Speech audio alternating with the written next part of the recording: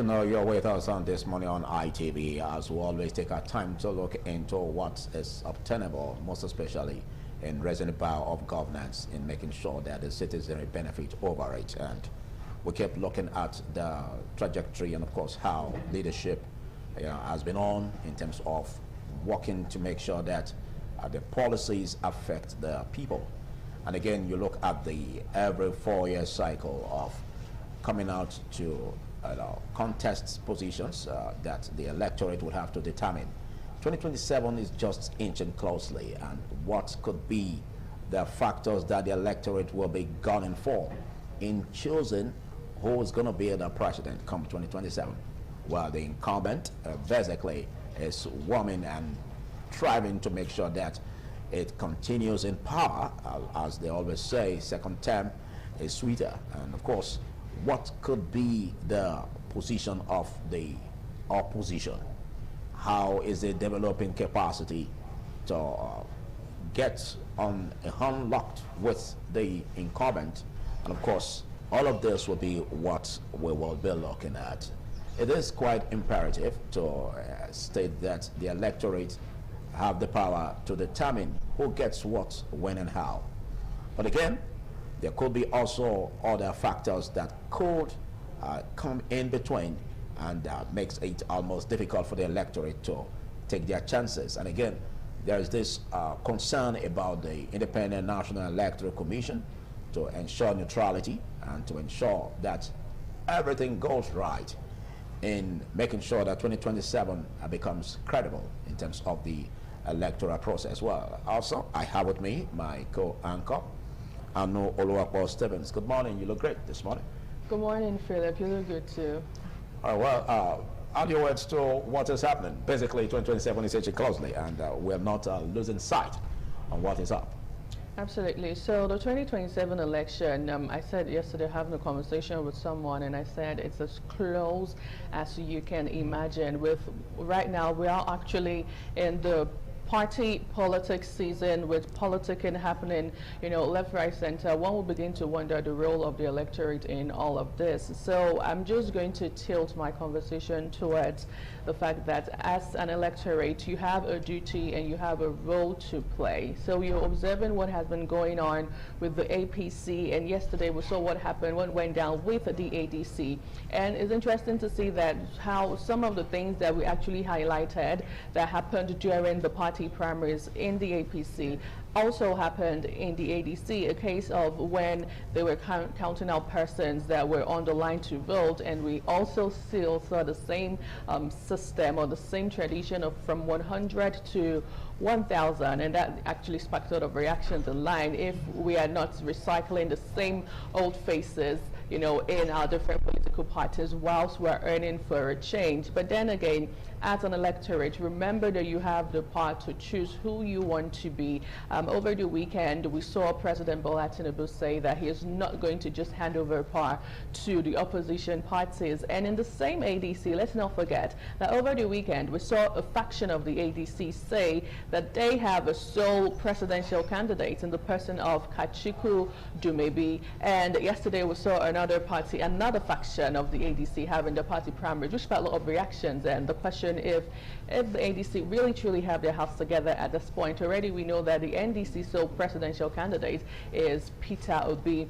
For PDP, we're having feelers that former President Goodluck Jonathan might be the face of, PDP for the presidential race, and PRP will find out who. And we also did hear that Omoyele Sowore said he has interest in running again this time around for the election. So many things to talk about, but then at the end of the day, it's not enough to tweet, it's not enough to rant on social media.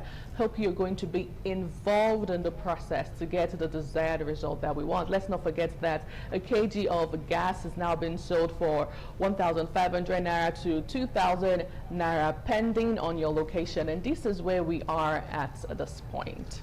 Well, that shows clearly that the electorate will be having what they are facing in mind to determine how the election is going to pan out. And it is a responsibility of the incumbent to ensure that it stays tight on the policies, making sure that it makes it better.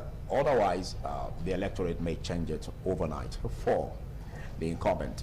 sometimes we look at the politics being played, towards 2027, just like Anuluapo also highlighted, and on the exercise that has been on in terms of the primaries, and we see infectious acts of the ruling party also nosediving into that of the other parties, the ADC, and in terms of counting the numbers and bringing out numbers that seem not to be credible before the viewers. Well, sometimes you wonder, do they play politics or politics on the polity?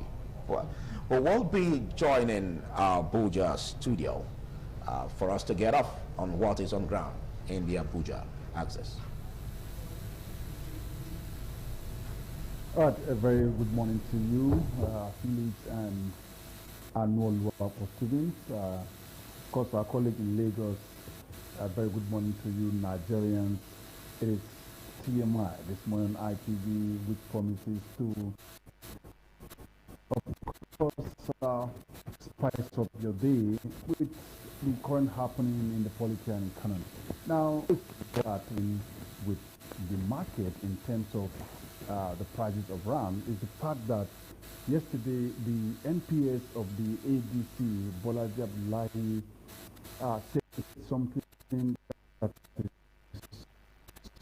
striking, which has to do with the membership number declared by the setting the ground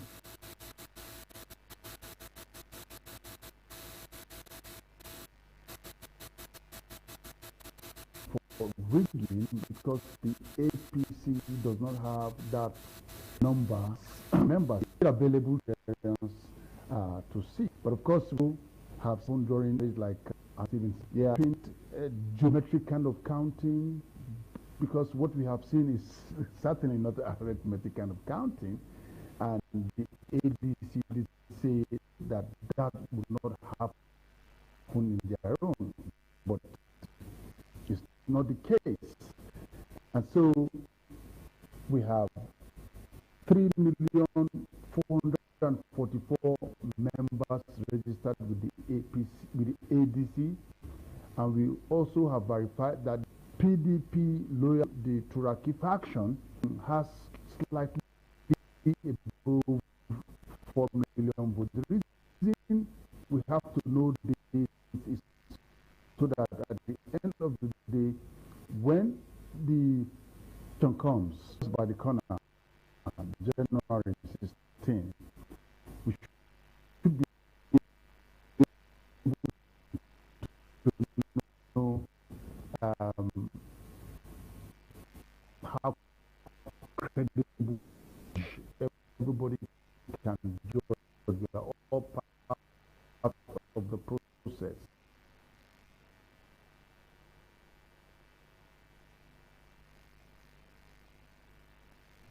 Well, thank you very much, Joseph Kadri.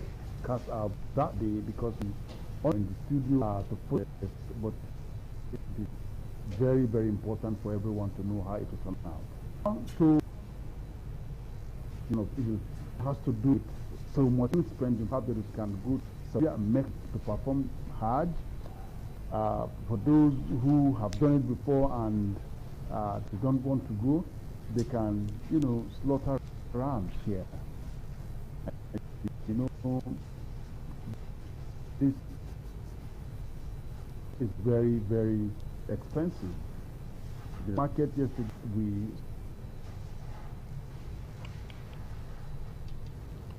Well, thank you very much, Joseph Kadri. Just like you said, politics has to do with numbers, and again, what numbers are the politicians peddling? What numbers are the parties peddling? And it's important to note this.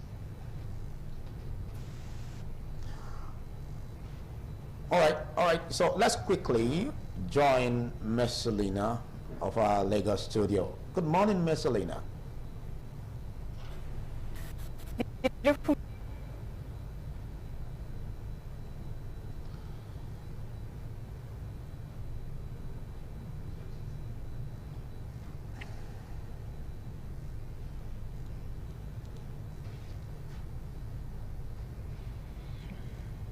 We sincerely apologize for the distortions in the transmission from Abuja and, of course, Lagos studio. But again, it is quite imperative that we x-ray what is going on in the country. And you take away the people from the equation, there is an essence of governance. And the purpose for which institutions came on board is to serve the people, is to make sure that policies are rolled out to help beef up the impact on the people. And again, the people shouldn't stay idle, shouldn't stay nonchalant or adamant, should also take it upon themselves to determine who gets what, when, and how. Gone by those days when we look at the aspect of vote buying, and of course we know that to a great extent the masses have been impoverished. But again, that shouldn't go to a point where we sell our birthright. That shouldn't go to a point where we sell our future. And it's also what we always canvass, that it behoves the people to determine who will take us there, you know, to El Dorado come 2027. But again, what should the people be looking at in terms of the choices they'll be making on who is going to be at the helm of affairs, the number one citizen in category of these questions? Well, it's glaring, right? Talking about the qualities of that person that you want to rule the nation for the next 4 years. But even before we talk about that, I would love you watching right now. I was about to say listening. I would love you watching right now to add 4 years to your current age and, you know, actually do the math of how old you're going to be in the next 4 years, right? And think about that one person that would change the trajectory of Nigeria. I feel like at this point, Nigerians really are not asking for too much. We're not even asking for money.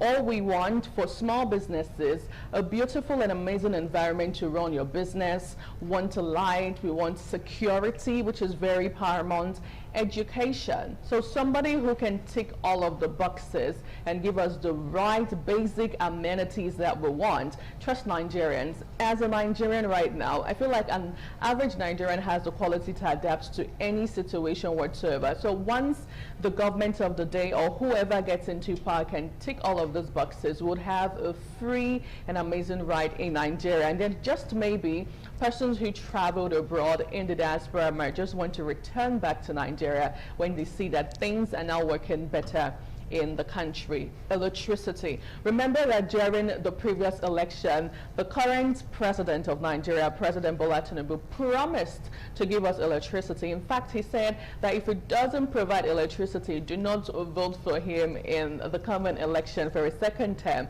But it seems all that has got into the cover, right? All this has just been brought, you know, at the back burner with what we are seeing right now, a situation where the federal government has solar panels right there in you know, in the government house or in the presidential villa, and then we're seeing what is going on with the electricity sector in Nigeria. It's really a lot, and a lot of things to, you know, talk about at this point. Okay, I think we can quickly go to Lagos studio where Messalina is standing by. Good morning, Messalina.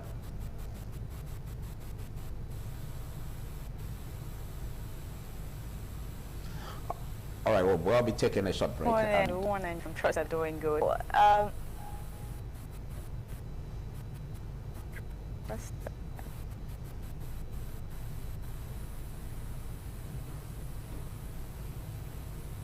Okay, basically, I said from today in Lagos would be talking about the just concluded primaries elections and all.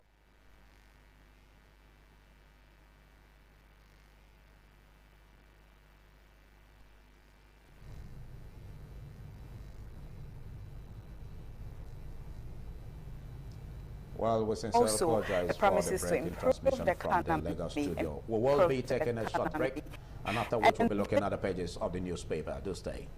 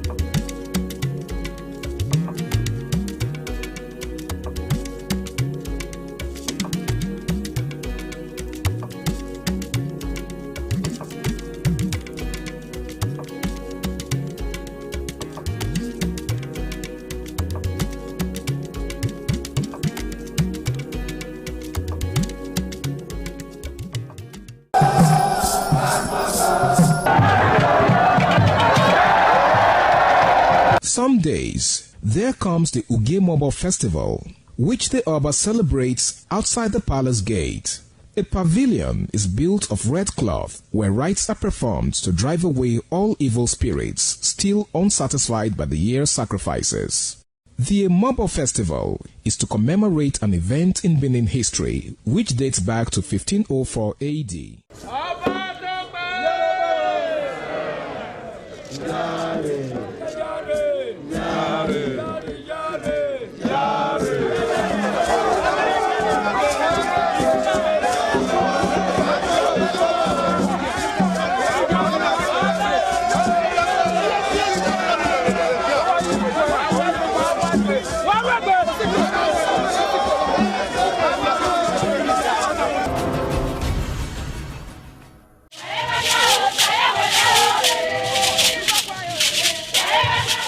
In a rare display of botanical brilliance, the palm tree defied natural norms, sprouting.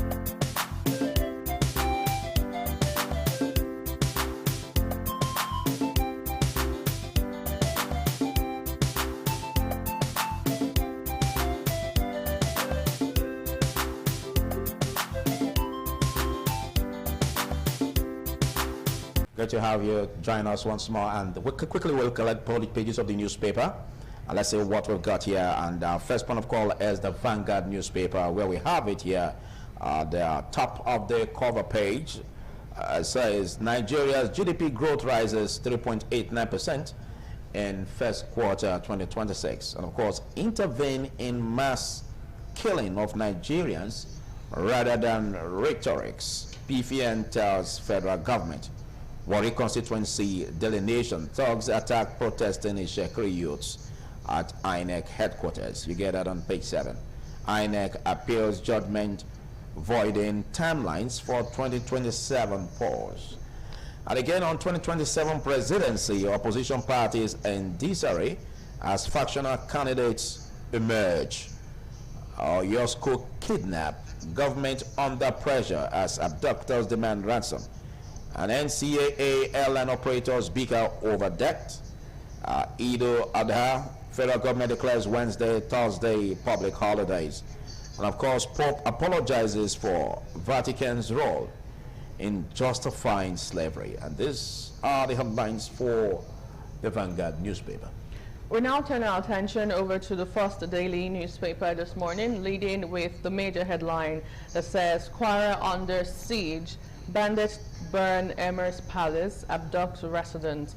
Quite a sad and tragic one, if I must say, if there's even a word like that. But away from that, army moves against fake social media accounts impersonating officers. INEC challenges court's ruling voiding 2027 election timetable.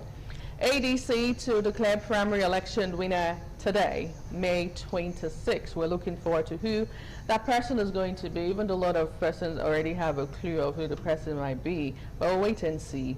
Family announces burial plans for Alex Okubo, the actor who died earlier this month, quite a sad one. Wike, Fubara must abandon 2027 ambition for Rivers Peace Deal. Well, still on the front page of the First Daily this morning, Nigeria's economy expands 3.89% in the first quarter of 2026. Now, this is a report coming out from the NBS. NIS warns Nigerians against fake overseas jobs. And finally, on the front page of First Daily today, gunmen kill Rivers politician Ugo Bay. Well, on the front page of the First Daily newspaper, we have a picture there of the ADC presidential candidate, Rotimi Amechi, moving through a crowd of supporters yesterday during the party's presidential primaries at his ward in Ikwere local government area of Rivers State. Well, may the best man, they say, win. And quickly, let's look at the Daily Sun. What do we have on the Daily Sun this beautiful morning? And we have it here. It says, Ojukwu didn't reject peace deal in 1967. Igbo Forum fought on the Daily Sun. Igbo Forum fought go on the Daily Sun. And this says on security risks, Presidency urges temporary suspension of Orioke prayers in Kwara, Kogi. Tension as gunmen abduct 10 from Emir's palace in Kwara. Raise police station, terrorists planning attack on northeast during Eid Kabir, military warns. INEC appeals election guidelines, seeks stay of execution and celebration of UNILEG as UBA unveils innovation hub. Wike Islam's Fubara for seeking second term says form collection broke impeachment truce. And on AON denies owing cost recovery charges to NCAA. These are the headlines for the Daily Sun.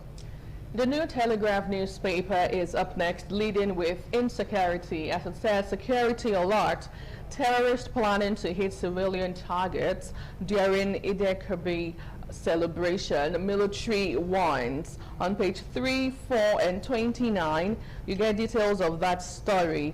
It assures of comprehensive security arrangements. Subrider says, suspend mountain prayers. Presidency tells religious bodies in Kwara, Kogi. NSCDC deploys 2,480 personnel in Kwara State. Federal government declares tomorrow, Thursday, public holidays. Nigerians among over 1.5 pilgrims in, what's this now? Okay, for Hajj. Anyway, away from that story, ASIL threatens fresh strike over delayed agreements. And also on the front page of the New Telegraph newspaper this morning, okay, so I think now it says INEC appeals judgment voiding timelines for 2027 elections. Well, still on the front page of the New Telegraph, Ebola outbreak worsens, WHO calls for urgent response. And right here in Nigeria, I want to believe that we're also tighten up, measures to ensure that we do not have a similar situation of what happened, even though we know that we're able to tackle it head on. But due to the travel, agencies and dispositions that we have, especially from Uganda and DRC Congo, let's just hope that we get to put in the right measures by washing our hands and being safe away from Ebola. Well, that's all the New Telegraph have in stock for us this morning. And I'm afraid that's the much we can take. Big thanks for joining us on the pages of the newspaper. We're going to be taking a short break, after which we continue with the discussions for the day. Do stay.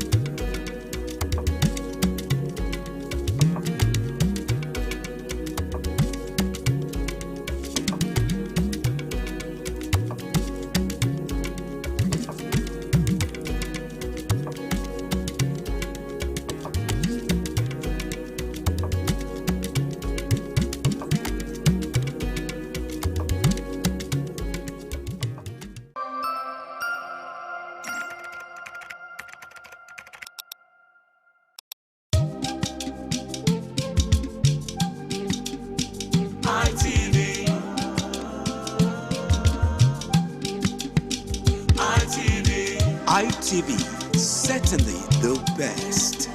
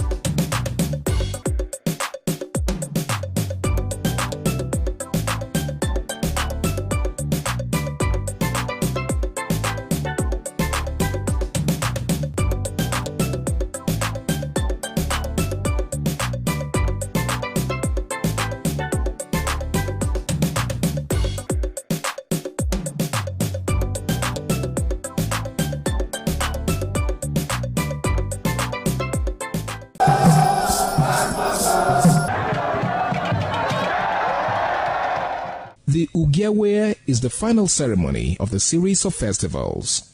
It is one of peace and lightheartedness, following the more solemn of the ritual year. Ugewe is the festival of the Ewe leaves, a symbol of good luck and joy. It is the most popular of all that heralds the dawn of a Benin New Year, new vow, newness of life and freshness of life, and a new hope for the future. In the evening, the Ewe leaves are presented to the Oba of Benin in grand style in a colorful ceremony. The Ihogbe society, amidst singing and dancing, bring the sacred leaves that symbolize good luck, blessings, peace, and prosperity. Each of the senior members of the Ihogbe proceeds to give the sacred leaves directly to the Oba of Benin, and others put theirs at his feet.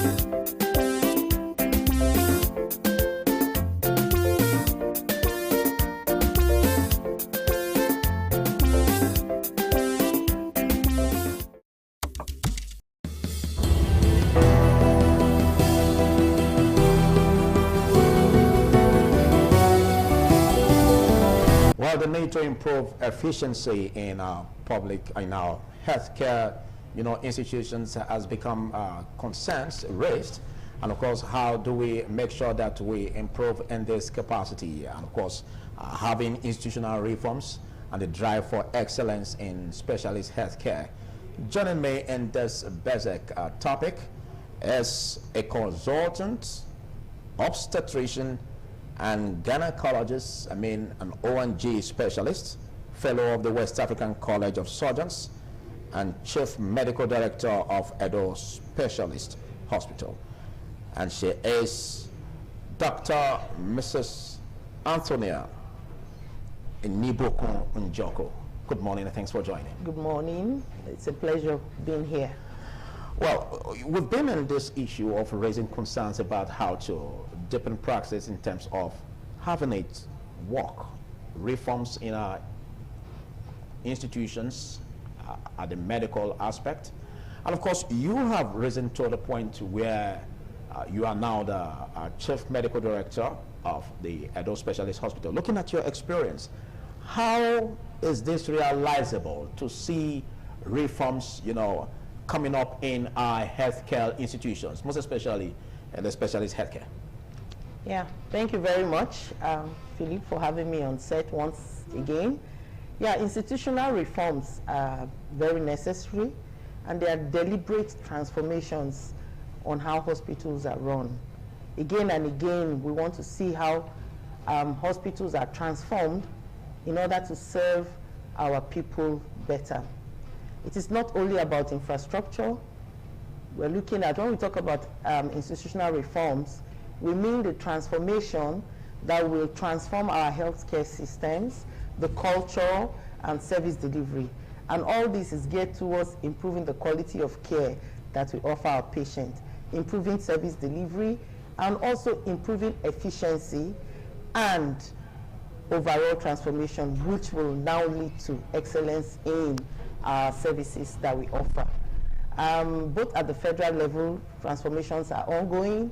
At the state level, transformations are ongoing. We know that for us in Edo State, our governor, Senator Monde Wokpeholo, healthcare forms a very strong fulcrum in the SHINE agenda. In fact, it's the second pillar in the SHINE agenda. And that means that he takes it very seriously. And he has supported the reforms that we have tried to introduce in all since we came on board. So institutional reforms are just simply put deliberate attempts at transforming how hospitals run for better service delivery with a focus on patient care. Okay, well, if we look at what critics do say, they keep saying that, you know, institutional reforms are announced rather than being felt. And if we trickle down to what the patients, you know, how they feel these reforms, it has always been noted that, you know, public hospitals should at least be cost-friendly in terms of, you know, the prices for treatment and medication. How has the people or those who are low-income earners been impacted in these institutional reforms, looking at the specialist healthcare? Yeah, for specialist healthcare, I'll use a case study of the Edo Specialist Hospital, which is the flagship specialist hospital for the states. One of the things Mr. Governor handed over to us when we came on board was that as much as possible, we should have a fair pricing system where the healthcare is accessible, affordable to the citizens of Edo State. Not just Edo State, even beyond Edo State. And that is what we have tried to maintain. Even though healthcare is generally not cheap anywhere in the world. However, there are reforms that we have instituted that, you know, encourages, you know, fair pricing. We have subsidies, the government providing a lot of things for us to be able to work. And apart from that, when we came on board at Edo Specialist Hospital, health insurance is one of the fulcrum where a lot of people can access healthcare, affordable healthcare, sometimes at no cost or sometimes at subsidized cost. As I speak to you, when we took over the affairs at Edo Specialist Hospital, the hospital was not onboarded to the National Health Insurance Agency. But today, as I speak to you, Edo State has been onboarded. And that means that many more citizens can access, if they are onboarded onto the platform of the NHIA, they can access care. We also are one of the providers to Edo Health Insurance Scheme. And because of that, you have many enrollees that can access care with not having to pay out of pocket. So that's one way in which the ordinary people can benefit from the institutional reforms that take place in specialist hospital. We are encountered with some problems that you know can hamper some of these processes, but I can tell you that we're working on it, because when you have institutional reforms, you also have the fact that your patient encounters will increase. Like for us, we have an increase of 14% from the 2024 value. So we have an increase of 14%, even though we have tried to improve our services because we maintain what we call patient-centered care. However, the capacity is still not, you know, it's maybe the same. And that is one of the things the government of the day is working on. One of the things, the early things that was done is to realize that in order for us to provide adequate specialist care, we need to expand our hospital. And in doing that, the government was able to reclaim land for the hospital so that they can expand, we can have more structures and expand our services. And this in turn will reduce the waiting time for patients. Because when patients are able to access care timely, you see that many more patients will come. Okay. And that means that if you're still working with the facilities you have, you would, that would reduce their patient experience. So currently, our turnaround time has improved, and also our patient encounters have increased. And so sometimes you may still have some of this congestion, but overall, we would say that the patients are better for it. And can we say that the cost of treatment is friendly? Yes, I would say the cost. Although you said it isn't cheap. Yes, generally I said so, and that's why you have the government coming in with health insurance, so that people do not have to pay out of pocket. When I talk about all over the world, healthcare isn't cheap. What about those who don't have the health insurance? It becomes a problem. But luckily for us, sometimes we have people, philanthropists, who come around, who settle bills for patients. And so we have what we call like an indigent patient fund that helps to ameliorate these bills for these patients. But generally, what we have also tried to do since we came on board was to work with, you know, what is prevailing in our society. And we realized that we have kept our prices at bay. We have had a fair pricing structure. And since I took over in 2024, we have not increased prices that we met at Edo Specialist Hospital, despite about 60 to 70% increase in medical consumables. Remember that most of these consumables are imported, and because of the dollar increase and all of that, you have had a surmountable increase in these medical consumables. But because of the instruction and the passionate nature of Mr. Governor, who has insisted that wherever possible, as much as possible, we should keep our prices very fair. And if you look at that hospital, I use that as a yardstick for other specialist hospitals. Of course, you have many hospitals in Benin City offering specialist care. You can look at the University of Benin Teaching Hospital. You have the National Orthopedic Hospital. You also have the National Obstetric Fistula Center. These are all hospitals offering specialist care. And if you do a benchmark and take a roll call of all of these hospitals, you realize that most of the time they try to keep prices as low as possible. Okay. I stress as low as possible because, you know, in the daunting exigencies of power supply, increasing costs of medical consumables, increasing costs of operational costs, increasing costs of medical equipment. But in all, we try to keep that. And one of the other things we have done in Edo Specialist Hospital, virtually on a monthly basis, we have what we call medical outreaches. These are opportunities where we offer free services. And so we usually will advertise that, we get to the public, and they are able to access those cares. I know that many people in the last 1 year have had costs to access care. Okay. And sometimes we leave them up to government agencies. The Honorable Commissioner of Health has been very helpful in this regard. The SA on Health, Dr. Andrew Iyamo, has also been very, very helpful. Of course, all supporting the vision of Mr.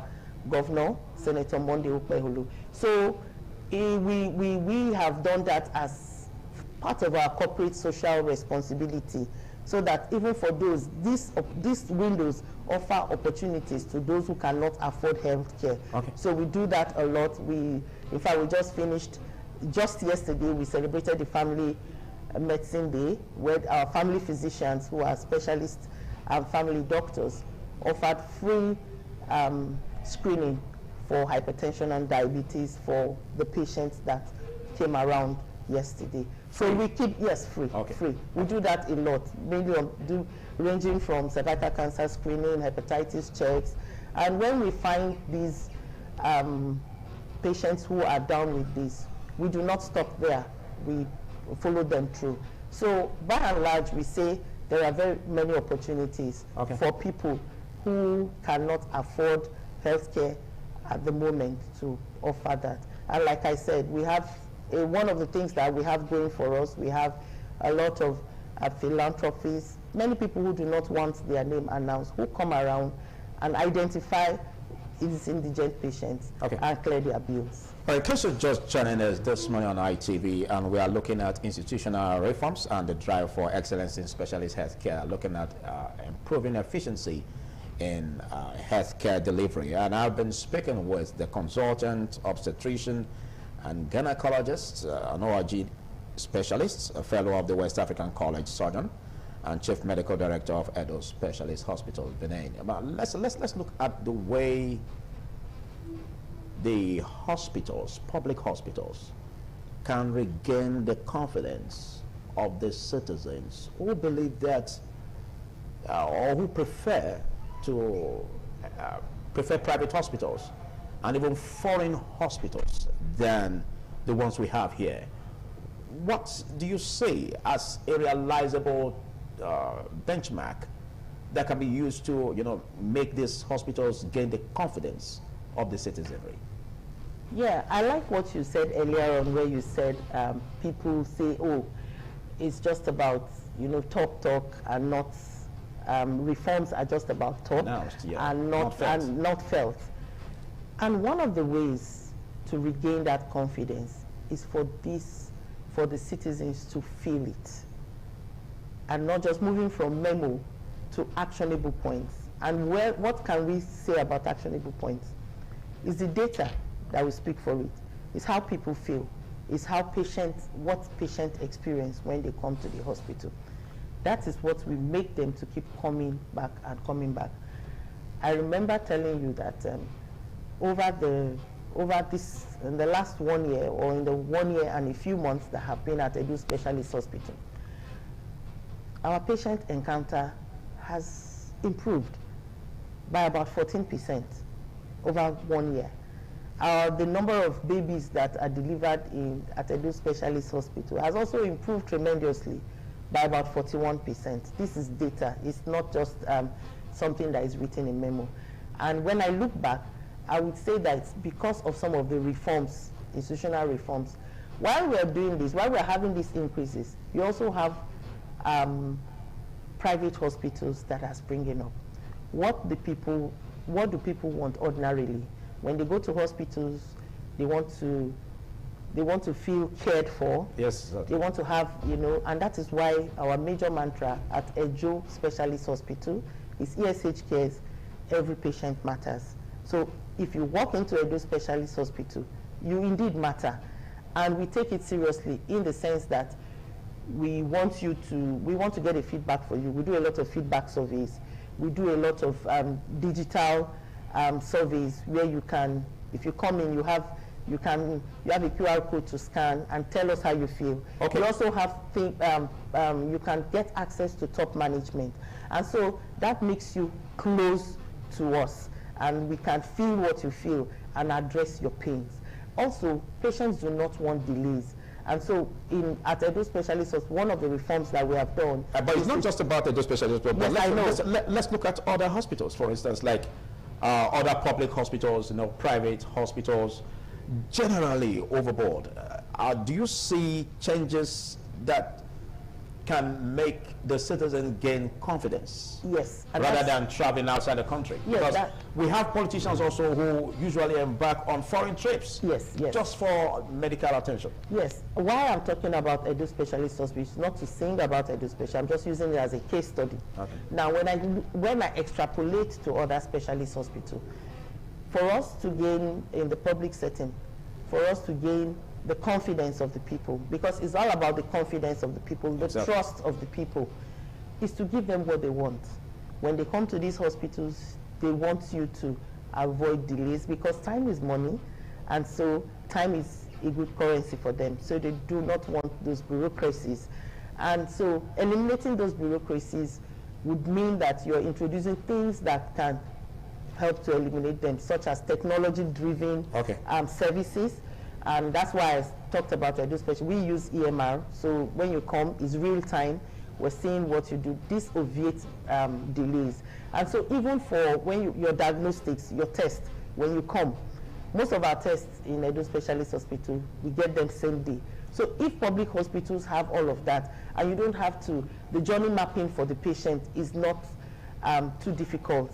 Maybe you come today, oh no, come next week, or come the other time. So these things, when they reduce these frustrations, they gain the confidence, and they know that they should access the public specialist hospitals. And again, one of the things is that for us at the specialist care, just like the name implies, it means that we have multi-specialists. And so it's more like a one-stop shop where you get all the specialists that you can possibly access. That's a selling point, but you also have to match it with action in terms of making sure that these services are delivered timely, in an accessible manner, and of course, affordable manner, Okay. which we try to breach. You are an O&G specialist. As an obstetrician, gynecologist, what do you see as the biggest challenge women face, basically? Of course, women generally face, I would say that is access to care, access to affordable care, and in a timely fashion, which are some of the things that, you know, lead to maternal mortality. Maternal mortality is a very big problem in a society. In fact, world indices use maternal mortality to judge how a country is doing, to judge how a system is doing. And in order to reduce this maternal mortality, women must have access to respectful maternity care that is timely, that is affordable, and that is satisfactory. So when they do have this, so that when complications arise, because normal deliveries or normal births is more like a retrospective diagnosis. It's only when you have had the baby that you can truly say, oh, it was a normal birth or there were no complications. Okay. So it behoves on us that, yes, complications can arise. But when these complications do arise, do I have access to where I can get care? Do I have access to where, even when I have the access, do I have the wherewithal to afford this access? Okay. And do I have the skilled manpower to avoid to achieve this access? One of the problems also, I must bring this in at this point, is reducing skilled manpower. What will I mean? What do I mean? We have specialists. However, we're losing a lot of these specialists to brain countries. Drain? Yes, brain drain. It's one of the things that will mitigate, you know, in the quality of care a woman deserves and receives. Yeah. Because for the few people that will be left behind, the pressure of work will be far more on them.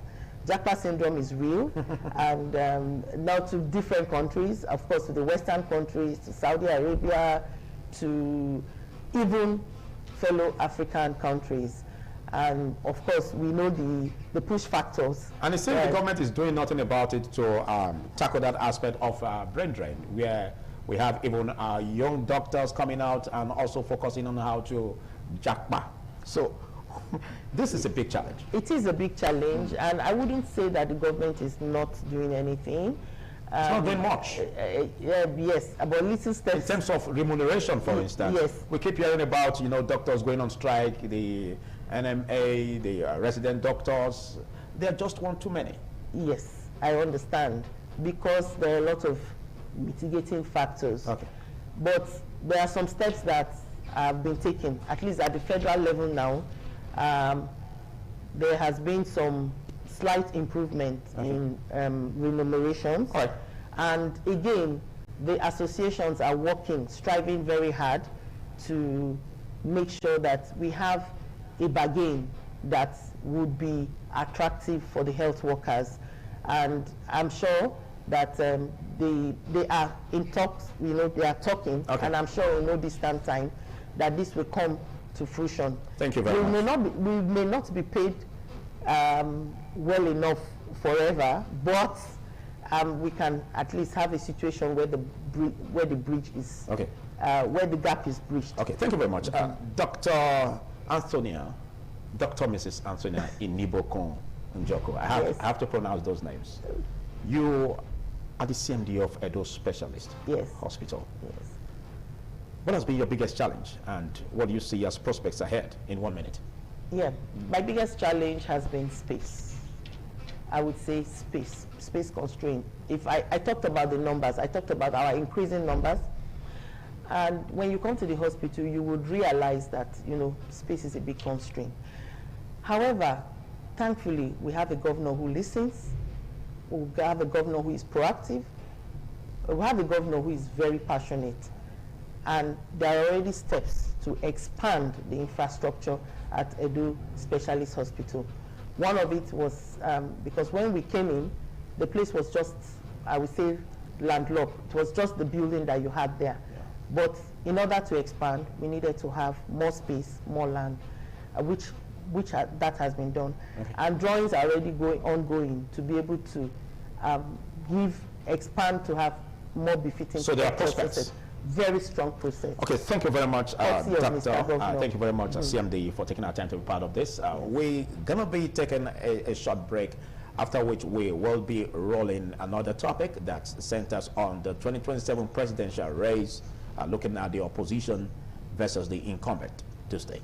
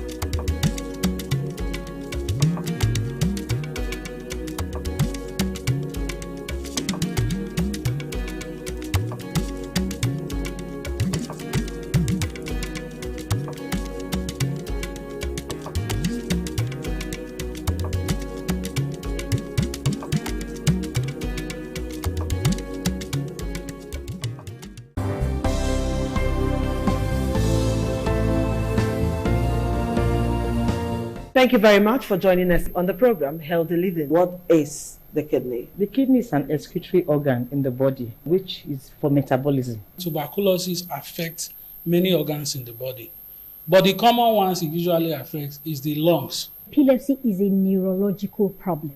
Okay. It is an injury in the brain, which causes someone to begin to convulse, to go into fits. It is curable, but the cure is a long-term thing. If you eat well and avoid those risk factors that will make your immunity to be down, then the risk of contracting tuberculosis will be reduced. If you're healthy, then you're wealthy.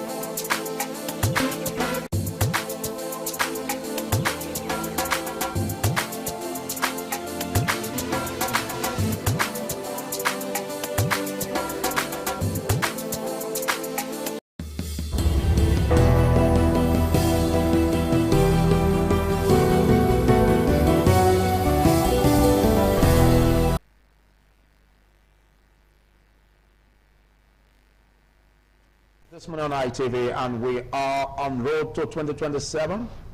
The opposition versus the incumbent. Many factors could be responsible in terms of 2027, how it's going to, churn out. And discussing this topic with me in the studio, I have the senior pastor of Sword of Liberation Bible Church, a public affairs analyst, Bishop Austin Igbasa. Big thanks for joining. Thank you for having me. Good morning, viewers. And also joining me via Zoom is an NDC chieftain, Omogie Amieye. Are you there, please? Omogie Amieye will be joining me via Zoom shortly. And of course, we enjoy the presence of Ahmed Musa Momo from Saudi Arabia via Zoom. As much as we're able to do that, we will be bringing them on the screen. Now, let's look at what is happening. Basically, we see the momentum and, of course, the velocity at which the opposition is trying to close in the gap in order to have a healthy contest with the incumbent. And again, some have said the incumbent basically could also be meeting some breaks, most especially when it's not able yet to, fulfill some of its promises made to the electorate. And again, it's the electorate that will determine the elections. In all of these cloud, what do you see as the chances for the incumbent, looking at the realities on ground in terms of not being able to mitigate some of these gaps?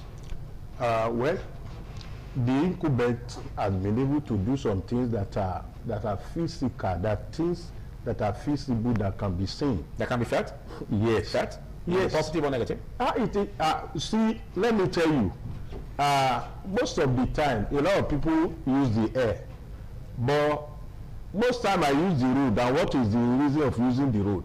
To be able to assess the impact of infrastructural development of Mr. President. It's only somebody that want to deny the reality that will say the man has not done well on infrastructure. If you look at the roads today, there is no part of Nigeria that simultaneously you don't see concrete road going on. The work going on. Are you going to talk between Oreakure? Are you going to talk between Jeba and Kwara? You are going to talk about Sokoto, Ilela, Badagry. You are going to talk about from diversion, that is interchange here. Interchange, it gave us a lot of headache, but we can see what is happening. From interchange connected coming to Ore, you see the work that is going on both sides. Concrete road that we have seen in this country where people carry Sukun bond and all the rest of them saying they are doing road, and road has not been commissioned yet. Potholes have been there. You can see today that the road users, talking about those who use truck, you can see the effect of this road. Talking about coastal highway, now projecting to own those states corridor of what we are talking about. So if we look at what has been happening, is it from the Calabar end of it? So we will not say for sure that the incumbent president, except somebody that is not using road, that we talk about, because we have seen a lot of money voted for road in this country, and while the work is still going on, you see the kind of adulterated work on the road. But today you can see what we call 10 feet of concrete overlay of the road, and you see the iron that is used. These are the type of road you see in United States of America that last for ages. And doing that, you cannot say that there is no infrastructural development, because the road is not made for angels, it is meant for human beings. Look at the other corridor that is coming from Lagos, Calabar axis of it. You see the economic development that has come to the community where it is passing through. So talking about infrastructural development and decisions, I tell you, these are decisions that other presidents have run away from. Why did they run away from taking such decision? Because they knew that it is a decision. It's like somebody say, okay, I don't want my wife to go through pain of giving birth. Let us look for a surrogate mother. So that is what we have been seeing in the country. But for you to call your wife Mama Mary, you must know that there's a time she will go through pain by the decision. Though having sexual intercourse is sweet, but when you are going to give back to the baby, it is going to be painful. And it's only when you want a surrogate mother, that is when you say there is no pain, you don't want to go through that process. The process we are going through now, are the decision taken by Mr. President are things that other leaders in this country fail to take because they never want anybody to label them as a leader that brought suffering or pain to the people. But this is the corridor we need to cross through. As at the time this man take over the government, all of us knew that we are already zero on ground. Today I see people who are jumping up who said they are hungry, who have been in power for 24 years, and they are part of the problem we have, who are instrumental to the problem we have, and today they say they are hungry.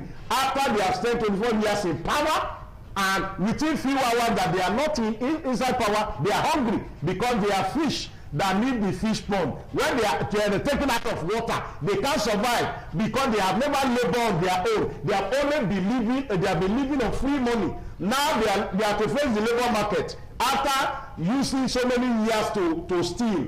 Now they are hungry. Why?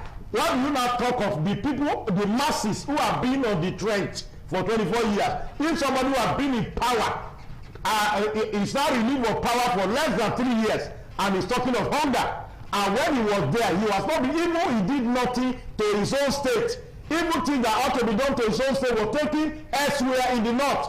And the man today opened his mouth and said he's hungry. So for me, the decision taking, is it on forex you want to talk about? Is it on infrastructure? Is it on fuel subsidy? We saw people that are crying up and down, and they are causing insecurity all over the place because they felt that this is the style when we are approaching power, when we are approaching election. Look at what they did to Jonathan at that time. You see Chibok there, you see all kinds of things happening up and down, and they have themselves infiltrated in every arm of government, and they use this one to checkmate and to control whosoever is in power.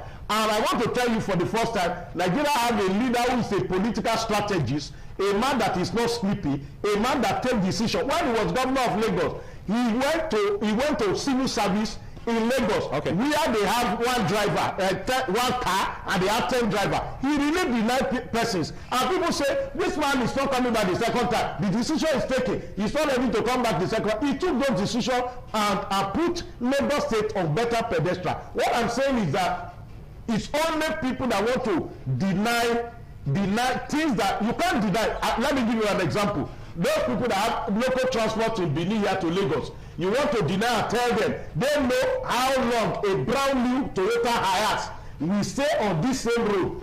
Now they now know what they go through now, and they have a smooth ride. They don't visit mechanic. They don't visit mechanic. They don't lose their the strength of their vehicle, and wear and tears are not there because they can move on the concrete road, not the one that will always destroy their shock absorber. How do you convince those people that the man is not working? Is it somebody like me that move on the road and will take picture of what is going on? So what I'm saying is that you seem to give us the impression that it is just a seamless drive from Benin, for instance, to the west. You seem to suggest that it's not seen. It's seamless drive. It is not seen. Even to a blind man, when he's inside a car and the vehicle is moving well, that is not seen, does not stop his mentality of knowing that I am going on a smooth ride.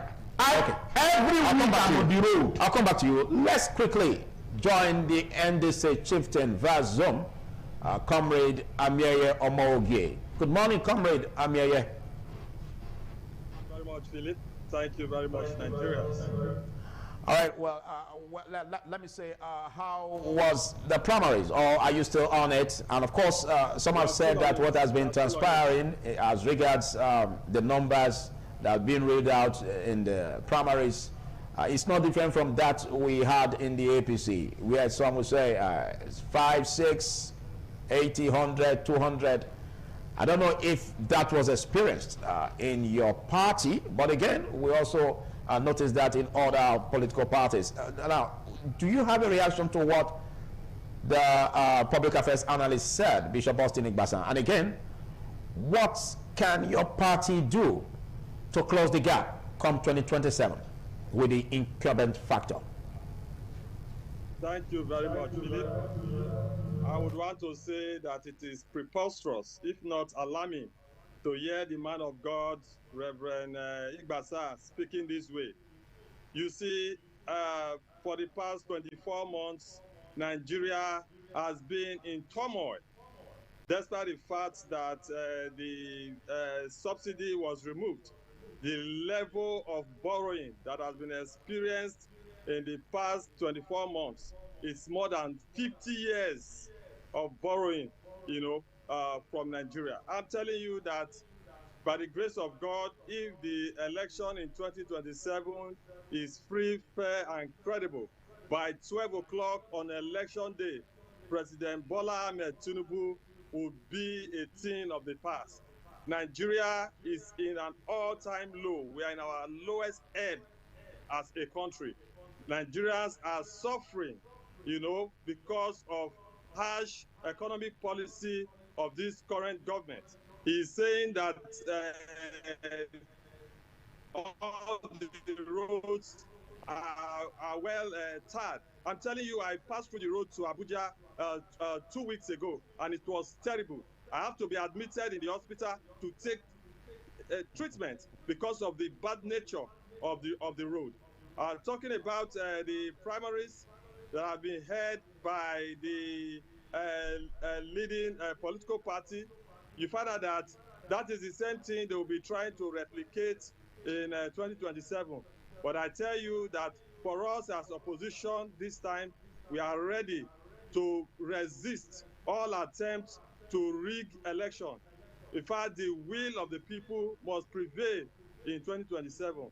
For us in NDC, our process, we are having a very strong internal democracy. Everything is going well. There's no imposition of candidates, and the will of the people will will be supreme at the end of the day. Thank you, Philip. Okay, but you still have the floor. Let's look at the campaign strategies that your party could be coming up with. Because you agree with me that the All Progressives Congress, they are not sleeping. They are not resting on their oars. What do you see as the campaign strategy? Or, sorry, what do you see as the major points in credit of your party to make the electorate vote for its candidate?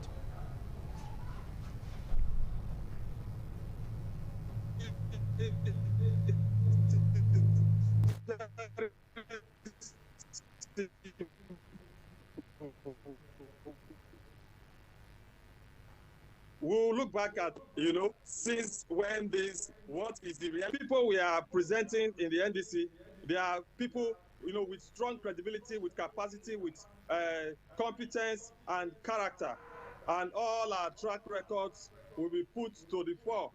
So it will be very, very easy. We are not going to present any candidates who have any dent to his name. All the candidates that we're presenting as a party will be credible people, will be people who have street credibility, and people who will easily be sold to the electorate, to buy into.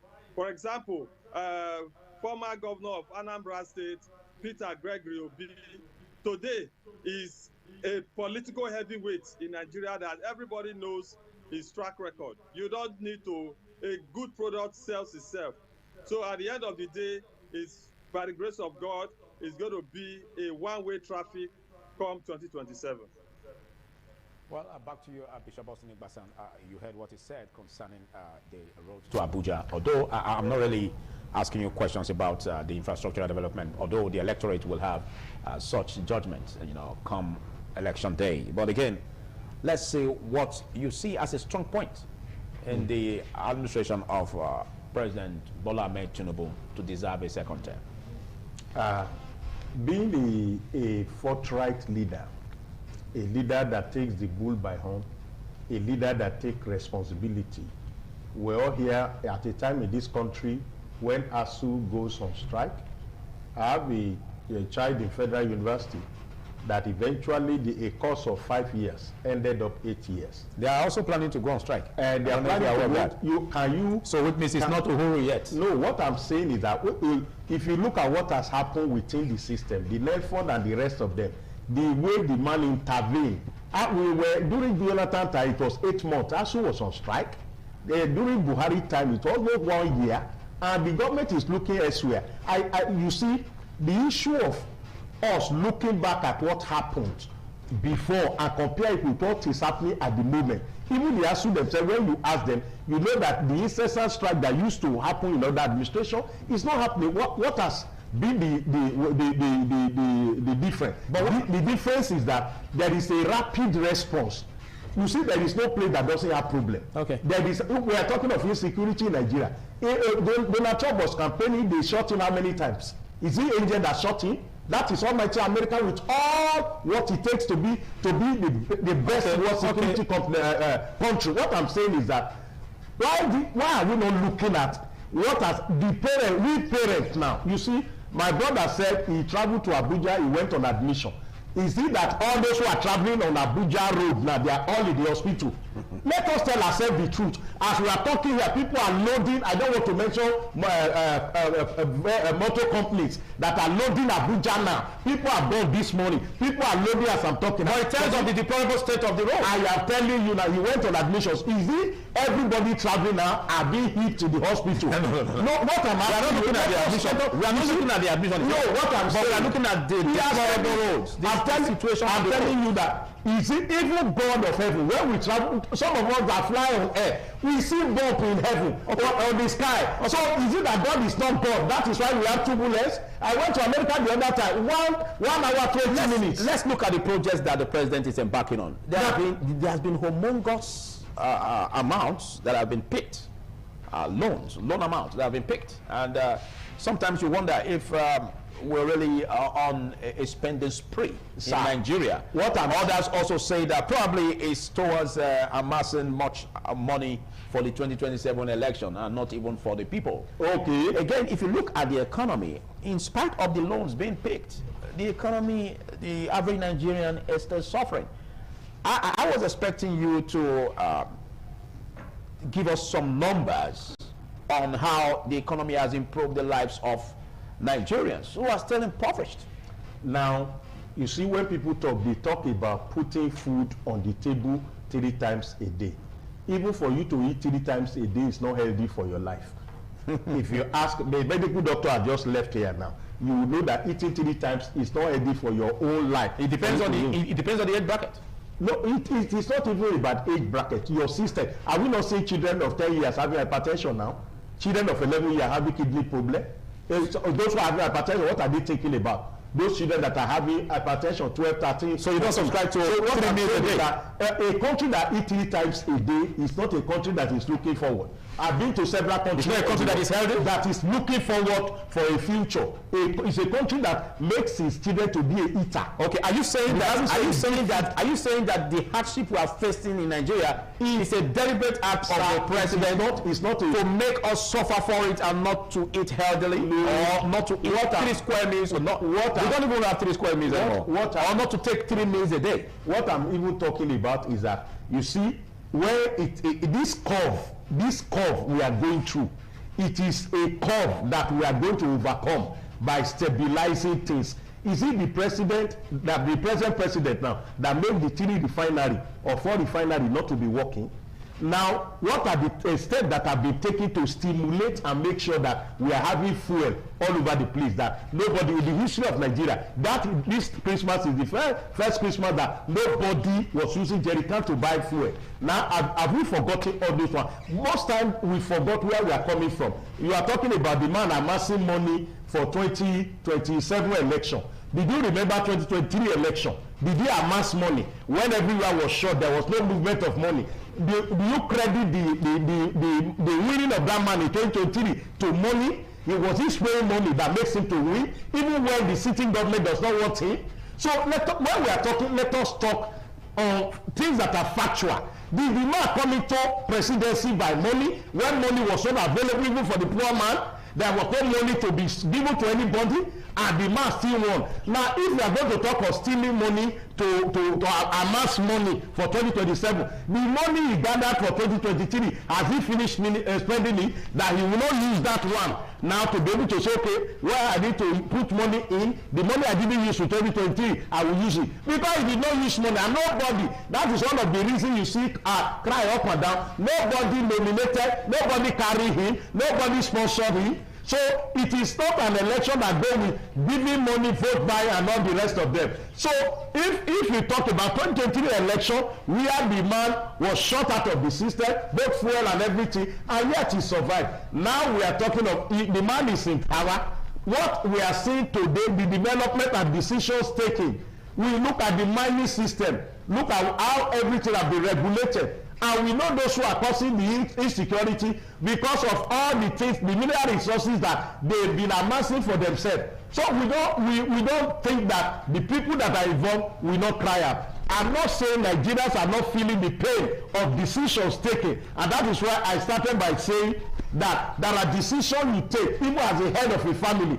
You take some decisions because you want to navigate through some storm to stabilize the people that in your house. There are decisions you take that are not easy for your wife and children, but you have to carry them along and tell them we have to take this decision because this is what we are pursuing, this is what we want to do, this is what we want to achieve, and for a while after we have endured the pain and we are going to come out of it. Jesus, we are mentioning his name today, go through pain, and that pain make his name to be lifted above other names. So for us to say he's not doing anything, we'll be deceiving ourselves, because we have seen a lot of things in different sectors.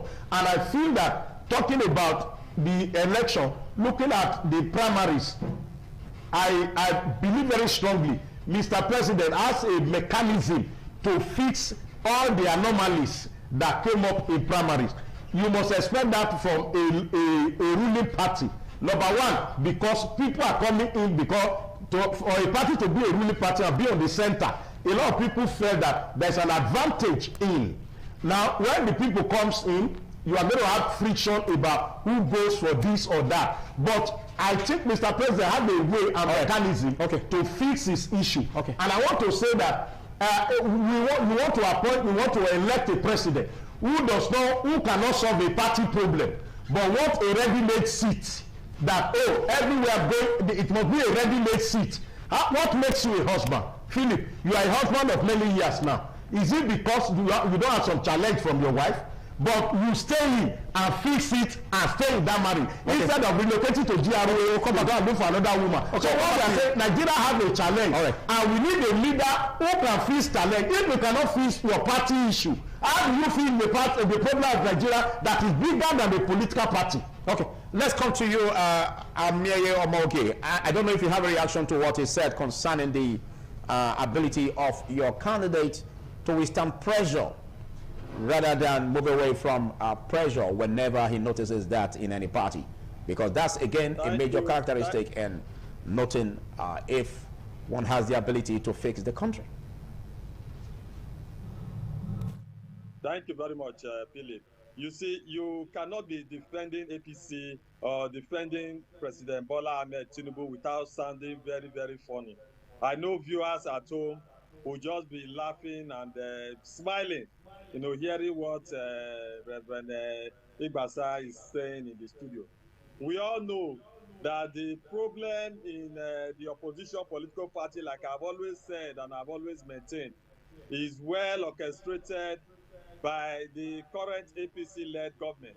They are the one, causing problem up and down. They started with Labour, they went to PDP, they went to ADC, and thank God, Peter Obi outsmarted Bola Tinubu and the Kabas. And today we have peace in the NDC. And today we have a political party that is going to produce the next president of Nigeria and other positions across Nigeria that will take Nigeria to a state of Eldorado. What we are currently passing today will be a thing of the past as soon as Peter Obi comes on board. So let us just jettison the thing he is trying to say.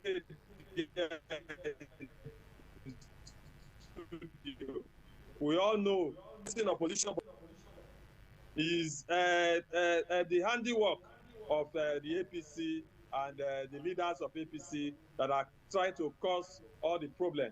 He is not running away from problem and challenges.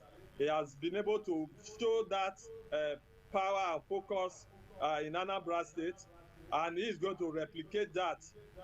Nigeria will soon become a role model to other African countries and to other countries around the globe.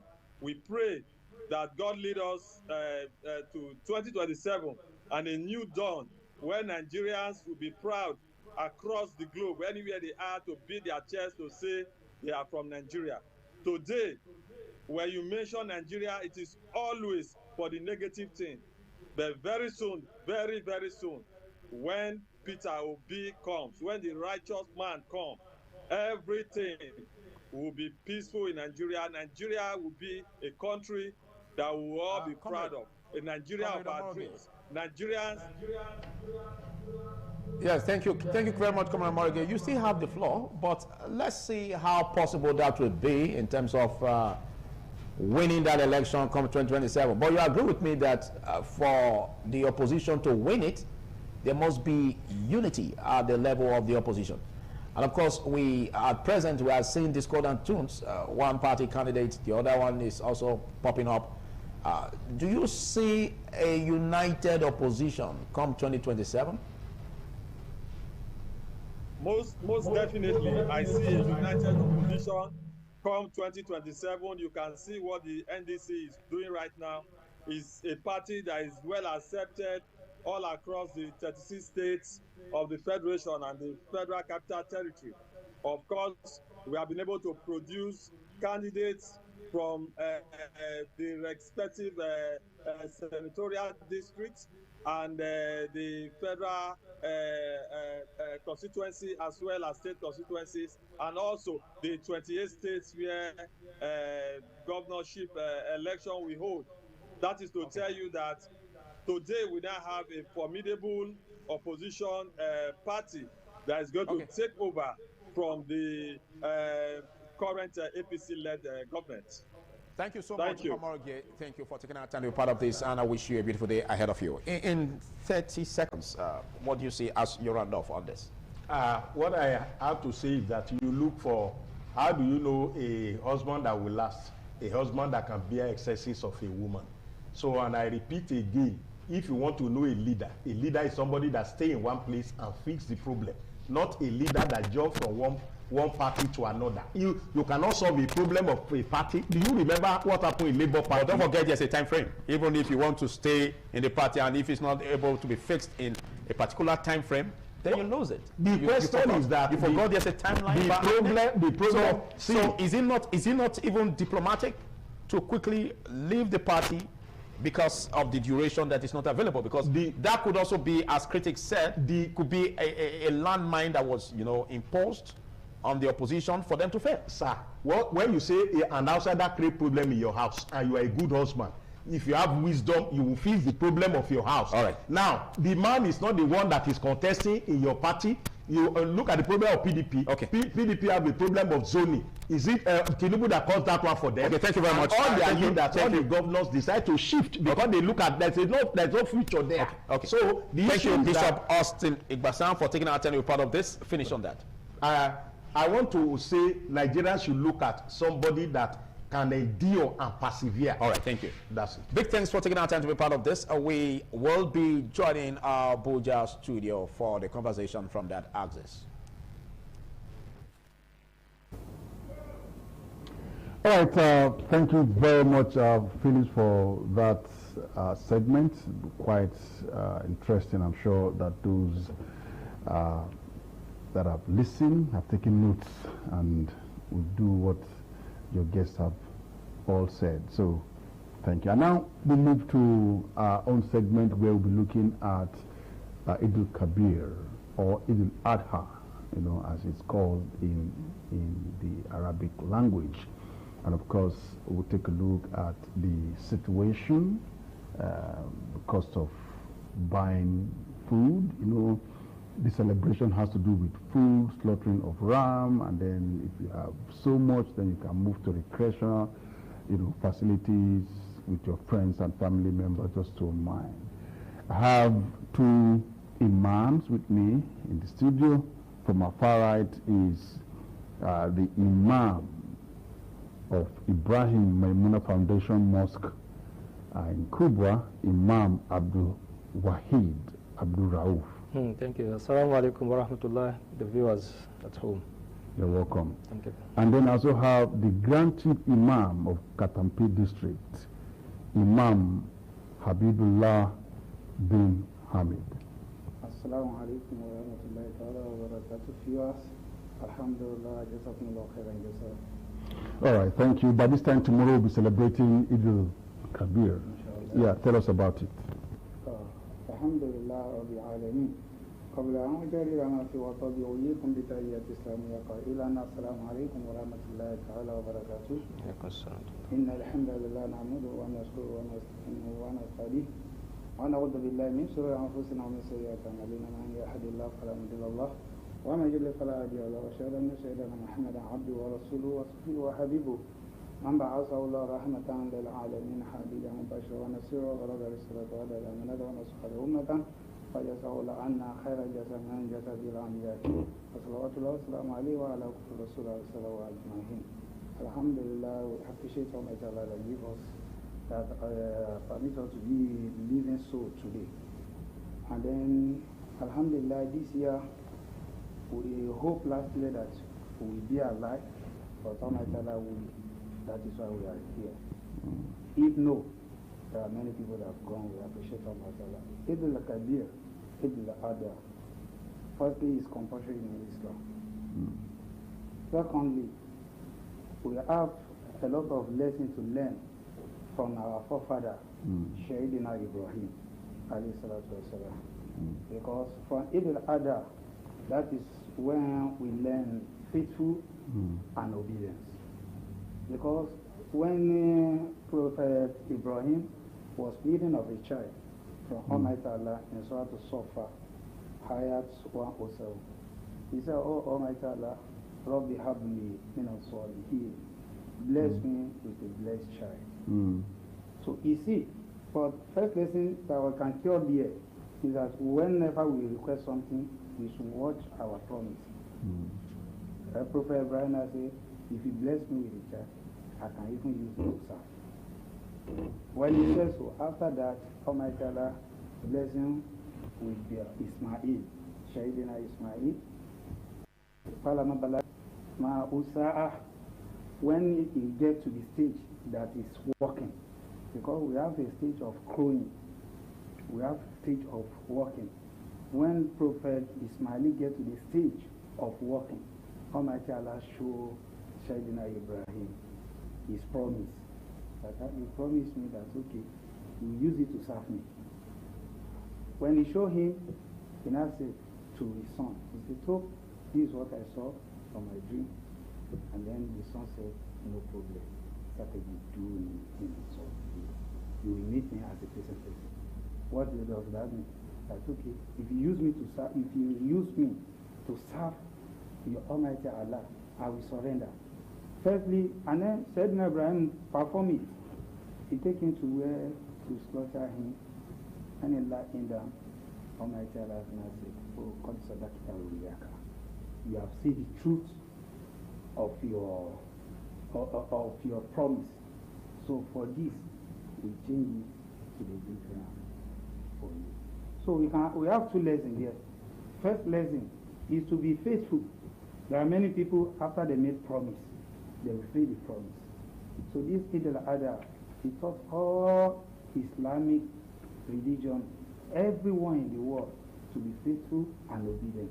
When Almighty Allah command Sayyidina Ibrahim to fulfill his promise, is an obedience. It is not easy. It is a huge task force to for your only son. So, but when he fulfills it, that's what is happening to us in our country. Many leaders, they promise for their country. When they get to the position, they fail.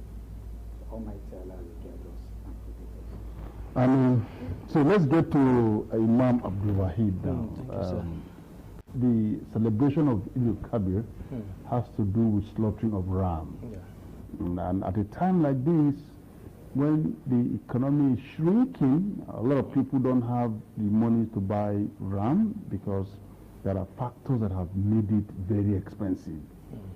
People don't rear rams in cities. Rams are reared in the hinterland, in villages and rural communities. And at a time like this, you move them from where they are reared and then you bring them to city. The cost of bringing them has increased in terms of transport costs.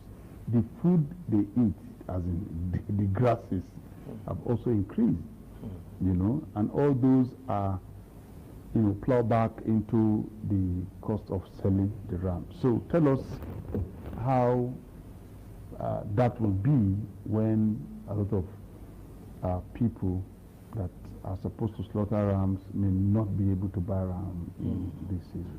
Thank you very much, the uncle. May Almighty Allah rescue our affairs and be with every one of us. When we are talking about Eid al-Adha, as you rightly said, or Eid al-Kabir, is a kind of feast which religion has prescribed for the Muslims to get into whenever the time comes. And it's always fixed. Fixed in the sense that it's going to occur the second day after the day of Arafah. Arafah means when the pilgrims, they are there in the Hajj, performing the rituals, which today, what the action they are going to make today, it makes them that Al-Hajj and Al-Hajjah that we normally call them. So which the following day is now tantamount to celebration of that. So having said that, it means that Muslims have the duration of 1 good year to prepare for the next one. It's just like for the next Hajj or for the next Eid al-Kabir? Both of them. Okay. Because Eid al-Kabir is definitely coming a day after the Hajj. So we cannot say directly that it's going to be on this date, but we can just predict, because you know that the Islamic calendar is being prescribed by the divine, that when the Christian is sighted, then that is when we commence. So but you can say within this range. So the Eid al-Adha is going to fall. The long and short of the story is that it is speculated, which means we have a lifespan of that's not less than 360 days. Not 60 days this time around. Talking about Islamic calendar, you know, it's not always up to, it will never be up to 31. So that 30, 29. So as such, the Muslims, the moment we are done with this one, you will see conscious Muslims, they will start preparing for the next one. And that's why they always have a kind of account that, wow, this account, I'm dedicating it. That this month, as I'm earning my salary, let this portion of my money, let it go there. So with that, yesterday when I went to the abattoir to get and this and now, I was there some days back. And when I got there yesterday, I saw that, okay, where are those rams that I've been seeing days before now? They are gone, but others are here. So meanwhile, there is still this hardship. But the love the Muslims have for that celebration, it didn't let them know that there is even hardship in the country, because they are well prepared for it. Now, talking about the capacity and the capability of doing it, Islam actually encourages anyone that has the capacity to do that to do it. Because in a quotation of the Prophet, he said that on the day of Eid, there is no any good deed you can do that the reward can be so great than ira qatil dam, that is to make a slaughter. So, which means that if you are capable of doing that, the best thing you can do is to do it. We now have 3 segments. The first of them to be used is ram. Whether the male or the female, ram or ewe, either of the two is allowed. But that if it is ram you are making use of now, let it be up to at least 6 months old. But when you are making use of a he or she goat, then it must not be less than a year. So, meaning that it's not as if you can go for the bigger one, go ahead. If you can't go for that, stay at your own level. The other one we can also use for this slaughtering is cow. And cow now, 7 people, maximum of 7 people can come together, buy one, and the reward will be for all of them. The same thing goes with camel. Those are the 3. So camel, how many do you buy? 1 to 7 people? Yes, maximum of 7 people. So, but if you are alone and you are capable of doing that, buy it. You will also have the reward.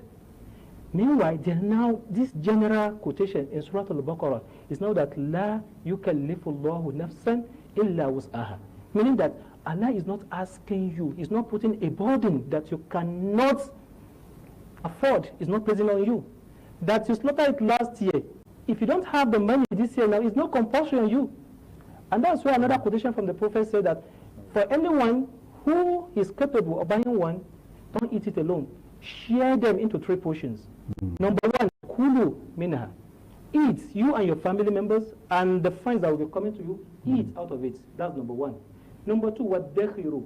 You can preserve some, that after they eat, let the mouth still be feeling the taste of it. Why the third one, what is what daku? Now give them out as alms. So you must share. Yes, you must share.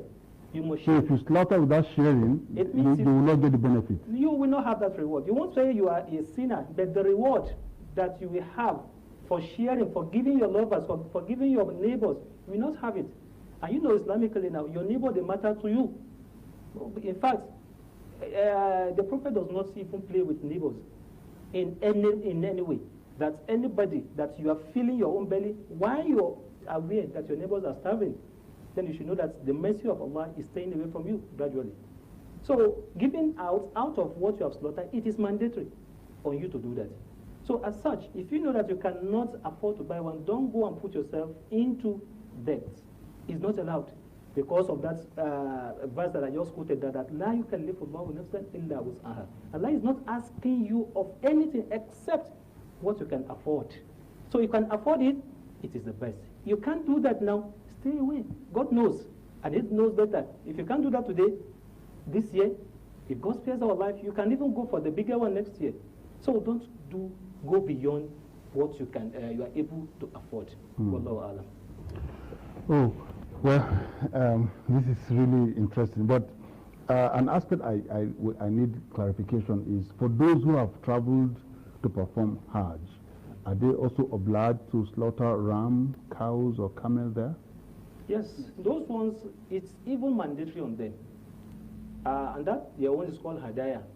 So they have to pay for that. You know, in our country now, that's one of the reasons why I love my country. Because you take the slaughter, you give it to whoever you like. You share love. But there, it's not allowed. Anybody cannot just slaughter anything anyway, just like every other developed country. They can't do that.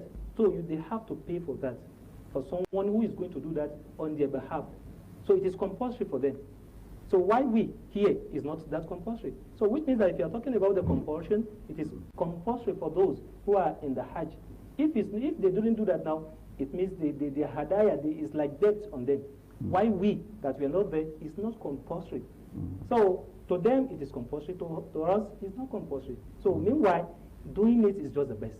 But if they couldn't do it there, they have to know that yes, there is a kind of debt on them. Okay, now let me come. You want to add? Yeah. Okay.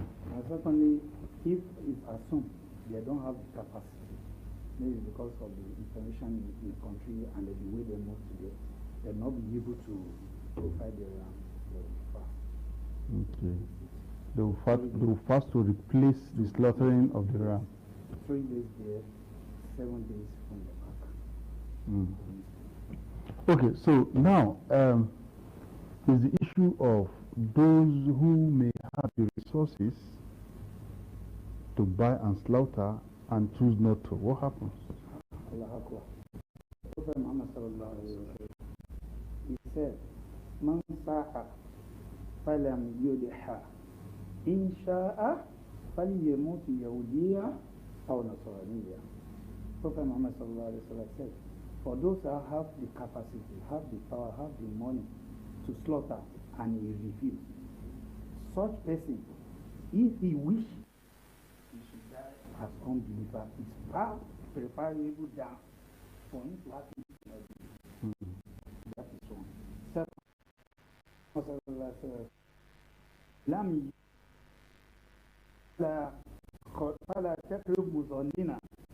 if you have the capacity to slaughter and you don't slaughter, then you stay away from where we are doing the Eid. So you should not attend Eid. So this simply means man ragiba an sunnati falaysa minni.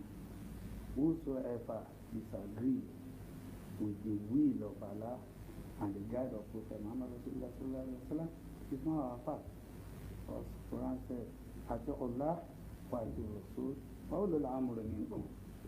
Follow the guide of Almighty Allah, follow the guide of Prophet Muhammad, and leaders. So that is for that. So it's a done deal. You must slaughter so long as you have the capacity. Then Imam, what about those who are not stable in a place or in their houses, or are not permitted or are not approved to travel to celebrate with their family, what happens to them? Yes. Thank you very much for that. And I always cherish the questions that always come out from the anchor, because you are really doing this on behalf of the viewers there at home. So which is the more reason we always enjoy people to listen to this kind of program, not just the social media. You can see sense and nonsense on the social media, but here you can't listen to anything except facts. For anybody who is not capable, for any of the reasons, the reason could be that monetary aspects, the reason could be that security aspects, any reason that you know that this will hinder me from traveling, لا يكلف الله نفسا إلا وسعها. I'm saying, going back to that law, that Allah is not asking you to do what you cannot do. Don't put burden on yourself. Don't put unnecessary debt on yourself. Yes, if God spares your life, it is when you are alive that you can celebrate. If you're not alive, definitely there is nothing. It will still be done behind you. So that you are not celebrating with your family members does not stop you from celebrating, because that day, the day of Eid, that rejoice must be there for you. So the only thing I will advise you is that if you have the money to also send to your family members over there to do their own slaughtering, do yours, do it. Yes, the reward it will be there for you. That for you, in fact, in one of the hadiths, he said that the hair all over the ram, it will be counted as reward for you. You know, hair is considered uncountable now. So, but to Almighty Allah is countable to Him. So imagine, even if it is 1, 1, 1, 1, 1, 1, 1, subhanallah. So the reward we have for your own, for buying for them now, they are countless. And you know, everything we are doing now, we still leave this world one day. It is what you have done, you have transferred to your hereafter that will be of benefit in your grave and by extension on the day of resurrection. Okay, so let's move quickly because our time is really flying fast, and that will be lessons that should be drawn from what the Holy Scripture says in terms of sacrifice, in terms of obedience, and also be faithful. What should be the lesson to our leaders? There's a great lesson, and I really appreciate this question. But I have a question to our anchors. That's to you. Before we, you know, I cannot answer. I can only ask. Okay. The question to the world, to the viewers.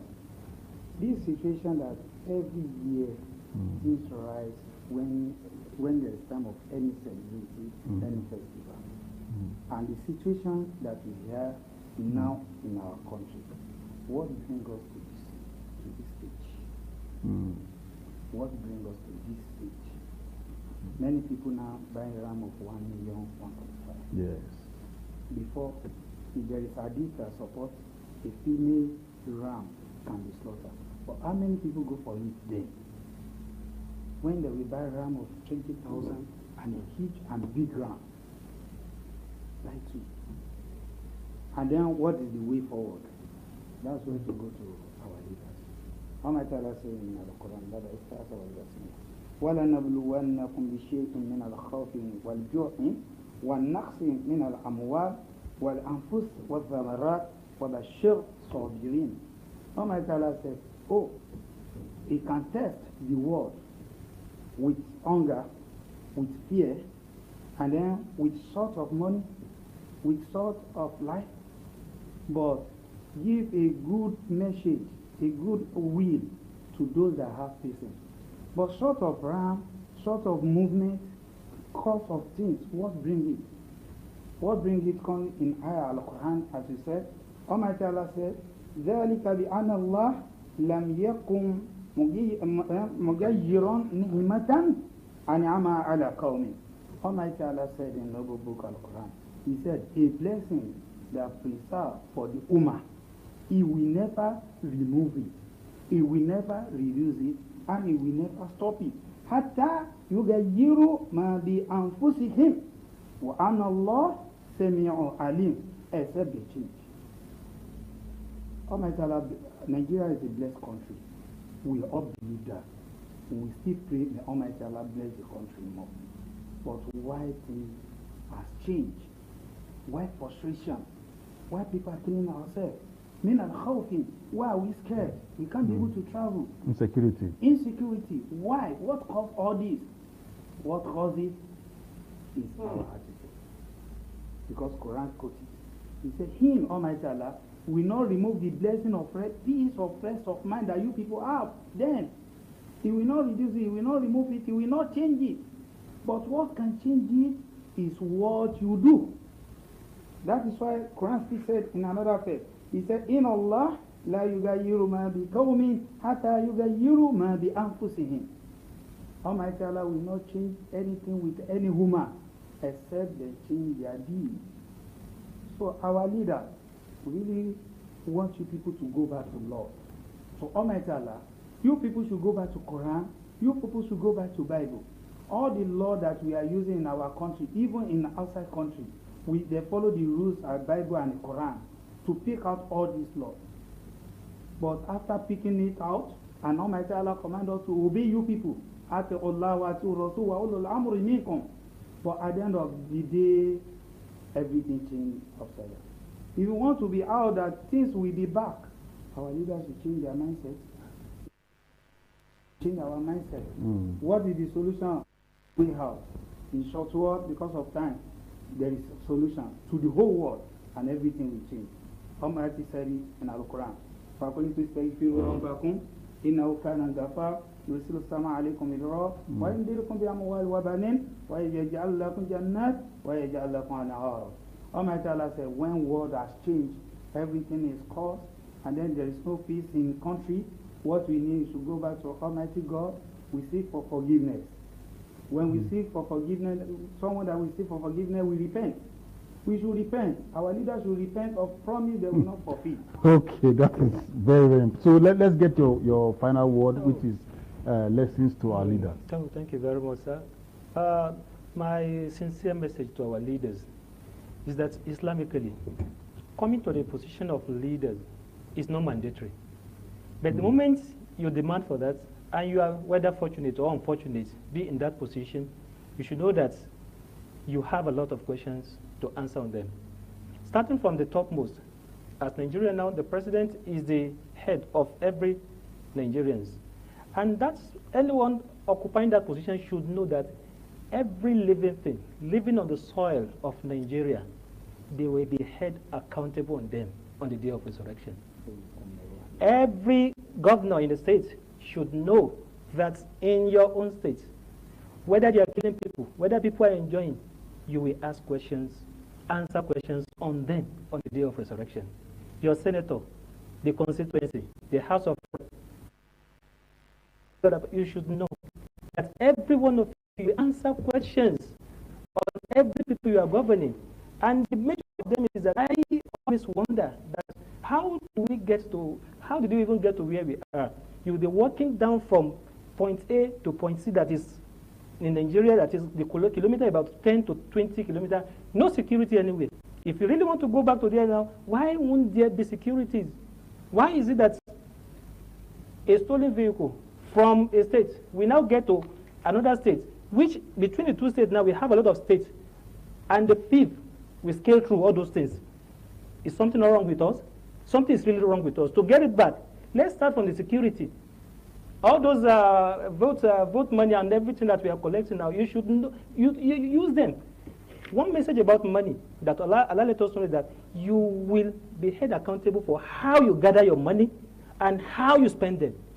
The banditry we are seeing today, I believe, is still the wealthy people that they are sponsoring. It's not the poor people, it's the wealthy people. So how you acquire that money and how you are using it to arm people, you will answer, why won't you change?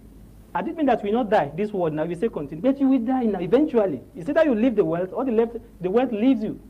Haven't we see a lot of people that they have been convicted today? Where is their wealth? Where is their freedom? Where is everything? Every one of them that they are still living today. Let them feel whatever they die on, they will resurrect on that on the day of Thank you so very much, Imam Abdul Wahid Abdul Rauf, and as well as Imam Habibullah bin Hamid. Thank you so much for your time and for educating Nigerians as it concerns Eid al-Kabir. So we'll take a quick break to move to Lagos, network studio for continuation of the program this morning on ITV. Thank you so much. Joining from our Lagos Network studio this beautiful morning. We're still on CMI, the continuation on CMI this beautiful morning on ITV. I am Marcelina Unko. And of course, our guest here is Barrister Atta Adams. He is a legal practitioner and also a multi-skilled professional. Hello, Barrister. Good morning. Yes, good morning, and thank you for having me on this program this morning. Thank you so much for coming. So today we're going to be talking about the just concluded APC primaries election, where we saw that Tinubu emerges as the presidential candidate for 2027. Promises to improved economy and security. You know, Nigerian political atmosphere is again heating up ahead of the 2027 general election as President Bola Ahmed Tinubu secured the APC presidential ticket ahead of the 2027 coming election with 10,999,162 votes in the party's nationwide direct primary. While supporters described the massive victory as a strong vote of confidence in his leadership and reforms, critics argues that the country's economic hardship and rising public frustration may shape the political landscape differently before 2027. And we also saw where he said, you know, he came out to say that, he pledges to deepen economic reforms and also help curb insecurity in Nigeria. And coupled to the fact that we've been seeing what have been happening in Nigeria currently, the insecurity, you know, currently happening in the country, the last one that happened where the teacher was beheaded in Ogbomoso, and most of the students and the children and some teachers, they're still there. We haven't even heard from them, knowing how they're doing and how they're feeling. I mean, I saw somebody posted yesterday saying, oh, the weather is cold, you're lying on your bed, you know, covering with duvet. For parents, you know, you're covering your children because the weather is cold. Remember, there's a 2-year-old child, you know, out there. There's still some children out there. And then with the insecurity level we've been seeing in the country, and we saw that the president pulled out this, you know, this amount of votes, almost 11 million, you know, votes in the primaries. And a lot of persons are talking, you know, you know, does this give him the edge for a 2027 election to come out with this amount of votes? Barrister Atta, let's get to hear your take. Well, let me start by saying that nobody celebrates failure, and I'm not a fool that I'll be celebrating failure. For those people who are supporting Mr. President, they are supporting Mr. President for their own personal pockets. I've been saying it and I'll continue to say it. They are only concerned about their personal interests. They are not concerned about you and I and the whole entire Nigerians. So for me, I think that as far as I'm concerned, the primary election that Mr. President won is just, what is it called, a social media crusade, where people come online to demonstrate what is not real. A social media crusade? Yes. That's so you feel people come online to demonstrate what's not real? Yes, because in reality, you see that, even look at the way they were counting, they're counting the voters, the people that came out to vote. You see that somebody will jump from 10 to 50, from 50 to 200. Exactly, I saw it. How does that demonstrate? They are not even disturbed. They are not perturbed. They are not even worried of the fact that these things are going on social media. They are not disturbed about their personal integrity. It's all about today. Mr. President will come and go, but what about you? That's your, what is it called? Your video is being edited or is online all over the Federation, all over the world. You are not disturbed about your integrity.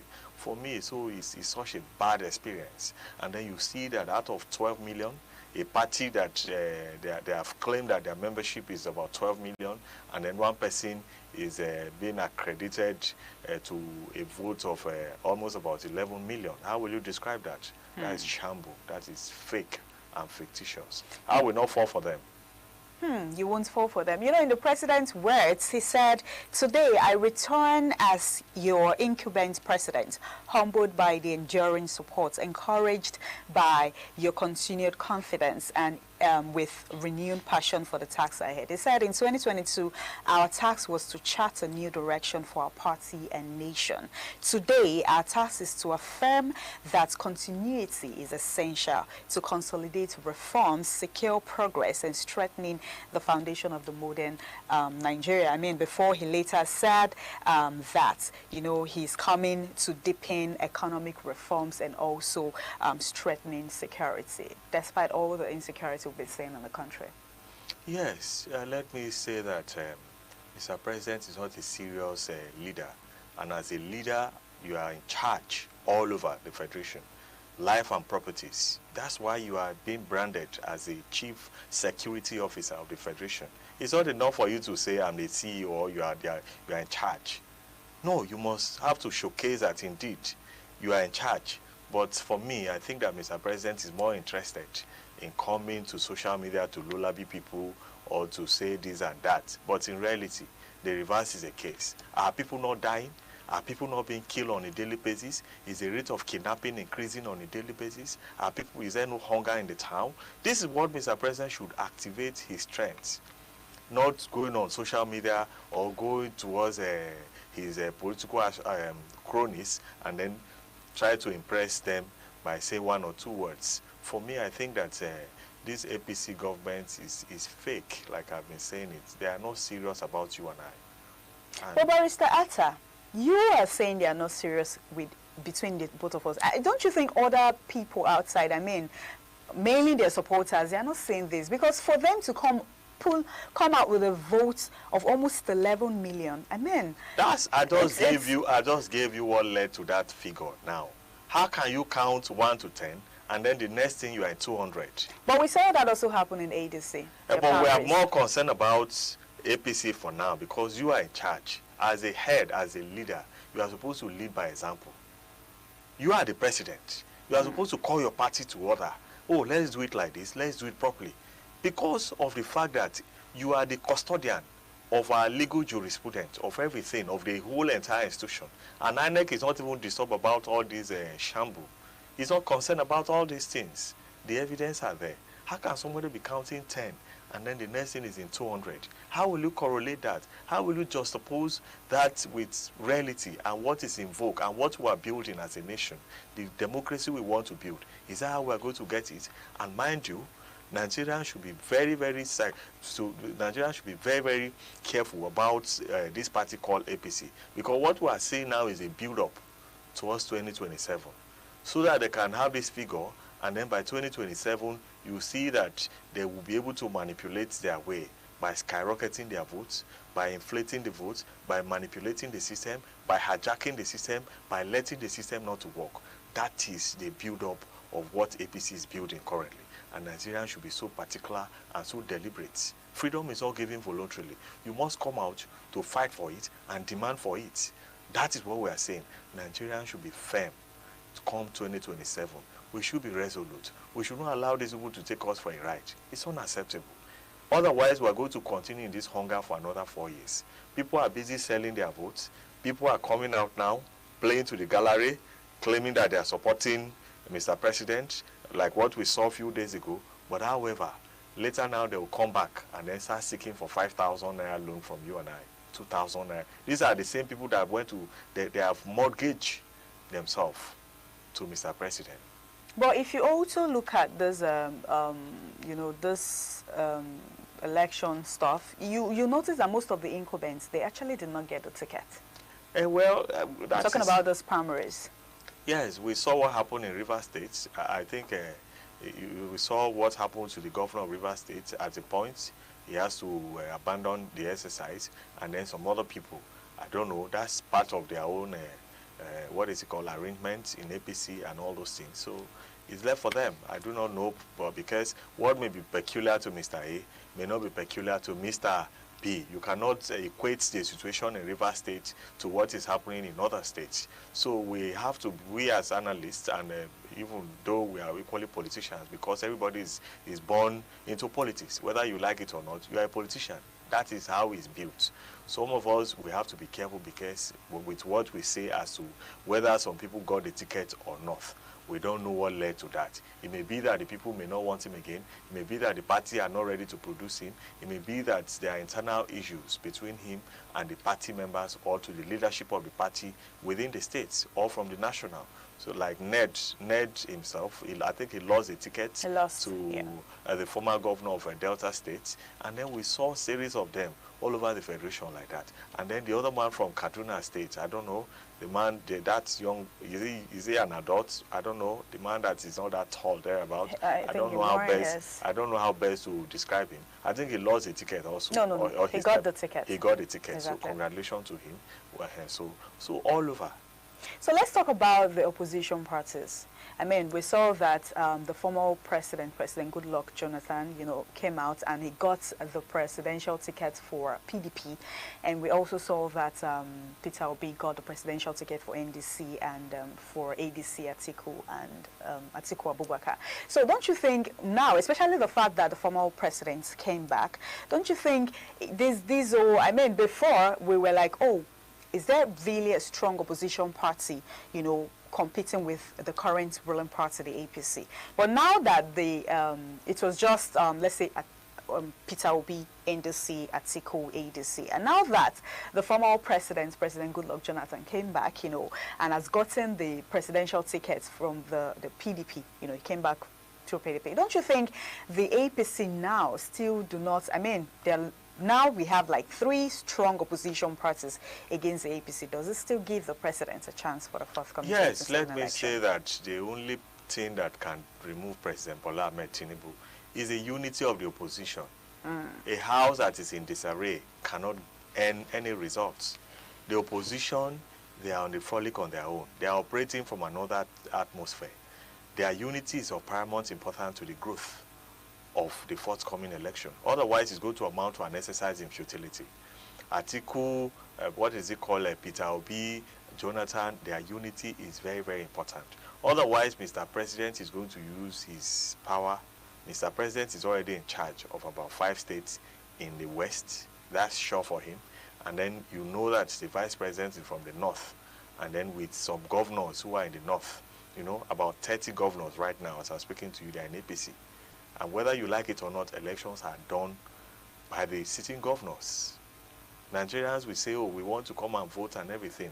But when it comes to the manipulation and the fraud, the fraud that is being orchestrated on a daily basis towards the election build-up, it's being done by sitting governors. We must say it as a matter of reality. I'm saying it because I witnessed how election is being done over time. Because if you look at the last election, you see that some results were held back at a point. You see at a point they will release some results. They will decide to withhold some states. They will doctor it and then release it at a point. So the truth is there is no way any opposition can defeat Mr. President except it's in unity. Otherwise, it's going to be that, like I said, it's going to be that they are wasting their time. I don't know what the former president is coming out to do at this point, and unfortunately, PDP is already a dead party. There was a time where some group of persons were seen, they went to Jonathan's house, asking him to please come back. During his time, it was not like this. I feel that's the main reason why it was like, okay, let me just give it a try. But at this point, you're talking about the other opposition parties, they need to be united. The fact now that Peter Obi is no longer in the ADC, is in the NDC, Atiku, ADC, Goodluck Jonathan, PDP, they are not in the same party. The whole coalition stuff is no longer there. This whole ADC was put together because of the coalition stuff to unseat the current president. Yeah, but now that this whole coalition stuff is no longer there, don't you still think that the president? You still think that the president will still stand a chance? Because, like I said earlier, the whole coalition stuff was put together for the president, for them to be able to unseat the president. And now the coalition stuff is no longer, you know, they are no longer, you know, working together. Coupled to the fact that Peter Obi defected to the NDC and Kwankwaso, you know, followed him, and now the ADC is just left with Atiku. What do you still think about that, Barrister Atta? Well, I think that it is a right to be in any political party of their choice. The provisions of the Constitution is clear. You can belong to any political party of your choice. But like I said, their unity is very, very important. And now what is of importance is that we Nigerians, we want a new president. This president is expired. I say with due respect, because if something is not producing the worth of the worth and the purpose to which that product is particularly there for, you see that it's of no effect and it's not relevant. So for me, I think that their unity is what we're clamoring for. They can come together and see how we can get results. Barrister Atta, you know there's no way these opposition parties, they would come together. Everybody is fighting for themselves. I mean, Peter Obi wants to be president, Atiku wants to be president. Let me and Jonathan is back, he wants to be president. So there's no way they could come together. Let me highlight what is really pushing them. Okay. I don't know, Atiku Abubakar is, I don't know his covenant with God in heaven. Maybe he promised God that I want to be the president of Nigeria before I die. And it's part of the condition before he parts and then leave this world. And then he's capitalizing on the votes from the north. He's not even shifting his base and campaign to the other parts of the country, the east and then the west. I've not seen him majorly pushing his strength around this environment. That's for Alhaji Atiku Abubakar. You cannot rally around the north alone and then you feel that you are going to win the election. And then for Peter Obi, my grievance with him is that he's feeling entitled. Peter Obi is feeling entitled. Yes, and I will say this because one is that you see, if you look at his antecedents, in the last election, he left. He did not even participate in the primary election. He does not want to give room for internal democracy. And now he has equally demonstrated the same thing. He left ADC. He's not ready to stay back and then participate in the primary election. No, I feel the reason why he left the ADC, Peter Obi wants to be president, Atiku wants to be president. Nobody wants to be vice president. Atiku would not want to step aside for Peter Obi. Peter Obi would not want to step aside for Atiku.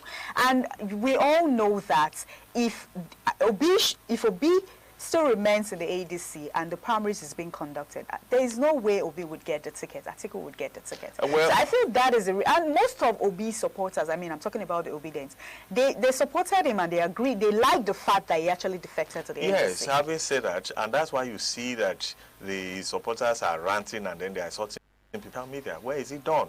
Allow people to exercise their right to support any person of their choice. Why are you insulting the people supporting Atiku Abubakar? Why are you insulting the people supporting Bola Ahmed Tinubu? Why are you insulting the people that are supporting Jonathan? It is their constitutional right. This right is innate, it's inbuilt. They are feeling entitled, they're obedient. It's not done anywhere. Let them go to the poll and then exercise their right and see whoever wins the election. You will never see Atiku people insulting people. You will not see, apart from the fact that obedience are the one ranting and then joining issues with people that are supporting President Bola Ahmed Tinubu and all those things. You know, all these things we boil down to, we start hating ourselves. And it's of no effect. It is for our own personal interests. Because these people are there, they're already there. After God and his cabinet, is these people that are making decisions for us.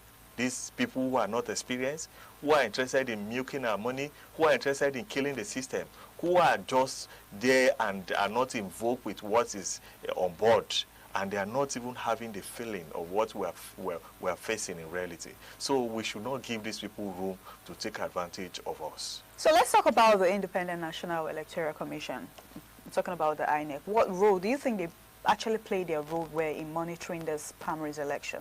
You see, that's part of what I'm saying. The provisions of the Constitution is clear, and the provisions of the Electoral Act expressly empowers INEC to oversee all primary elections by the parties. But it's like INEC is sleeping. I've not seen them making any pronouncements or anything in respect of all the fraud that we are clearly seeing on the social media.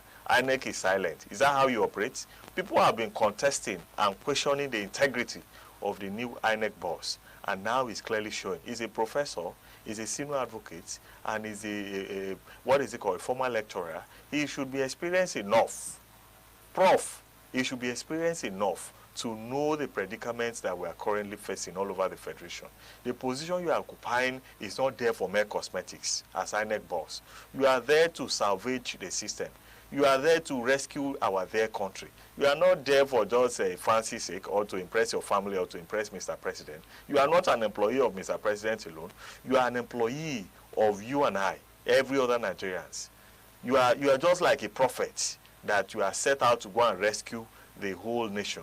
And then you are there now, he's not concerned. He's not even showcasing that indeed INEC is interested in the welfareism of Nigerians. INEC is interested in what is going on with the political parties. You are just silent. You know, at first, when I saw during the ADC primaries, you know, when they were counting, they're counting from 10 to 20 to 25 to 100 to 100. At first, I was like, is this a sort of joke? You see, or what? APC set up that template. No, ADC started it. You know, ADC did their primaries before APC. ADC started it. So, and it sparks a lot of reaction saying, could these people be joking? Until after the APC primaries, we saw that the same thing actually happening. You're counting, you know, you're counting from 100 to 120 to 300 to 400. I'm like, I don't even know why we are still operating that analog pattern. I don't know. In this 21st century, people come and line up, and then you be counting them. And then you see that if assuming I want to vote for Rotimi Amechi, I'll line up behind him. If I want to vote for Alhaji Atiku Abubakar, I'll line up behind him. And then you see that after that election, people will start wish hunting the people that came to vote. You know, it's equally putting people's life at risk. because you saw them and you saw the person they voted for. Indeed, Jonathan don't even like me. Indeed, Victor is for Atiku Abubakar. Indeed, Zainab is for Amechi. You see, I think I equally saw another video yesterday where I think that's Amechi's hometown. A very long queue, can be from here to Joeleba in Lagos, very long queue. And then the commentator, the author of that video was saying, indeed, what a remarkable queue for Amechi, and then this and that and everything. So you see, that's analog. We don't need that. So don't you think it's because it's the primaries, that's why it's like this? I mean, the main election wouldn't be like that. You know, you remember when... Even in the main election, people still come out to queue. You remember when the Senate President Godswill Akpabio, the Senate President, where he said that in case of, you know, the means of transmitting election results, you know, when he came out to say that, oh, if electronic transmission of result fails, you know, we'll fall back to manual. I mean, I'm just saying, because he mentioned that earlier. But for these, let's just say because it's the primaries, maybe when it's the main election, 2027, definitely won't be like this. Let me tell you, I'm not expecting anything new from the system, because we are not putting all the basic arsenal and all the basic requirements on board to see that we get it right. And I will say this with what happened recently in the FCT election. That is just FCT election. And then you see that INEC cannot even control election in FCT alone. INEC cannot control that election. You see the fraud. You see we cannot even conduct what is it called, electronic transmission as a template. Let's even use that FCT as a template. INEC is hippie harloting. They are still operating in the moribund and expired system. Well, who does that in this 21st century? What is even the purpose of allowing people to queue in what is it called primary election? When you have the database,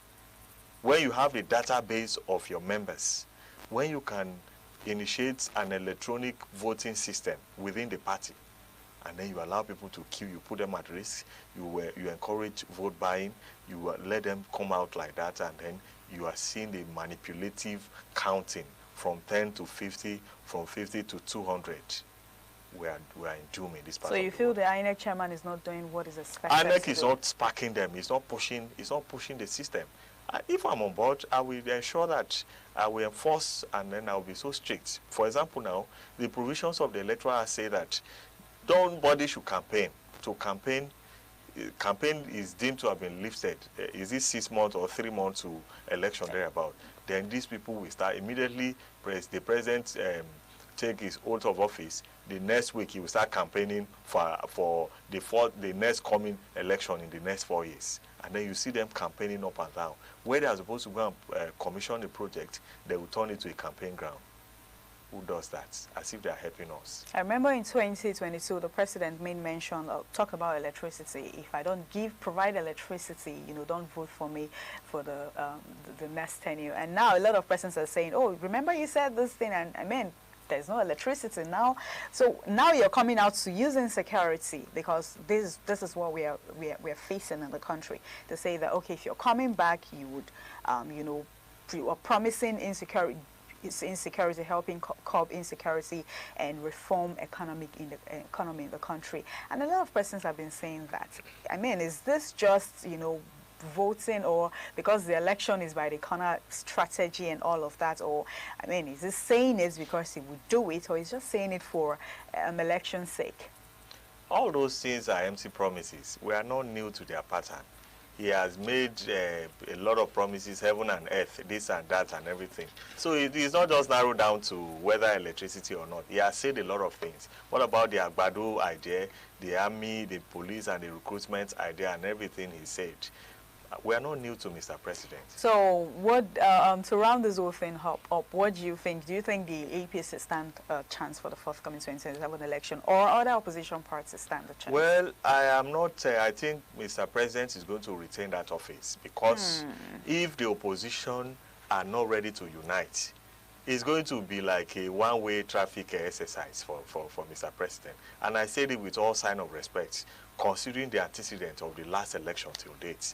You see that Jonathan was not even there, and you saw that the opposition, they split the votes. Now Jonathan is there. It's now going to be a regional election. And Mr. President will use his power of incumbency to manipulate the system, and with the support of the sitting governors, he will clear the coast. Interesting. All right. Thank you so much, Barrister Arthur. Thanks. The president started a chance for the forthcoming 2027 election. Thank you all our viewers for joining our Lagos Network studio this beautiful morning on CMI. I am Marcelina Umko. Do stay with us as we hand over to our Benin Network studio for the continuation on CMI.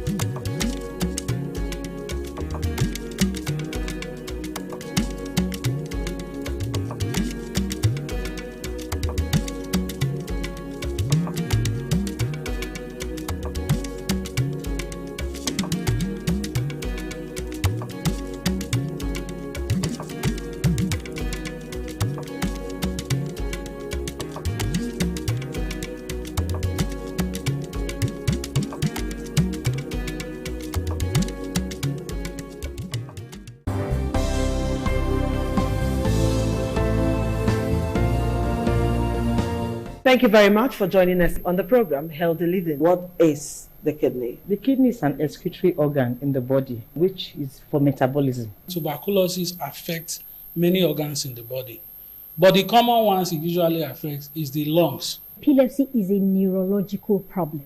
Okay. It is an injury in the brain, which causes someone to begin to convulse, to go into fits. It is curable, but the cure is a long-term thing. If you eat well and avoid those risk factors that will make your immunity to be down, then the risk of contracting tuberculosis will be reduced. If you're healthy, then you're wealthy.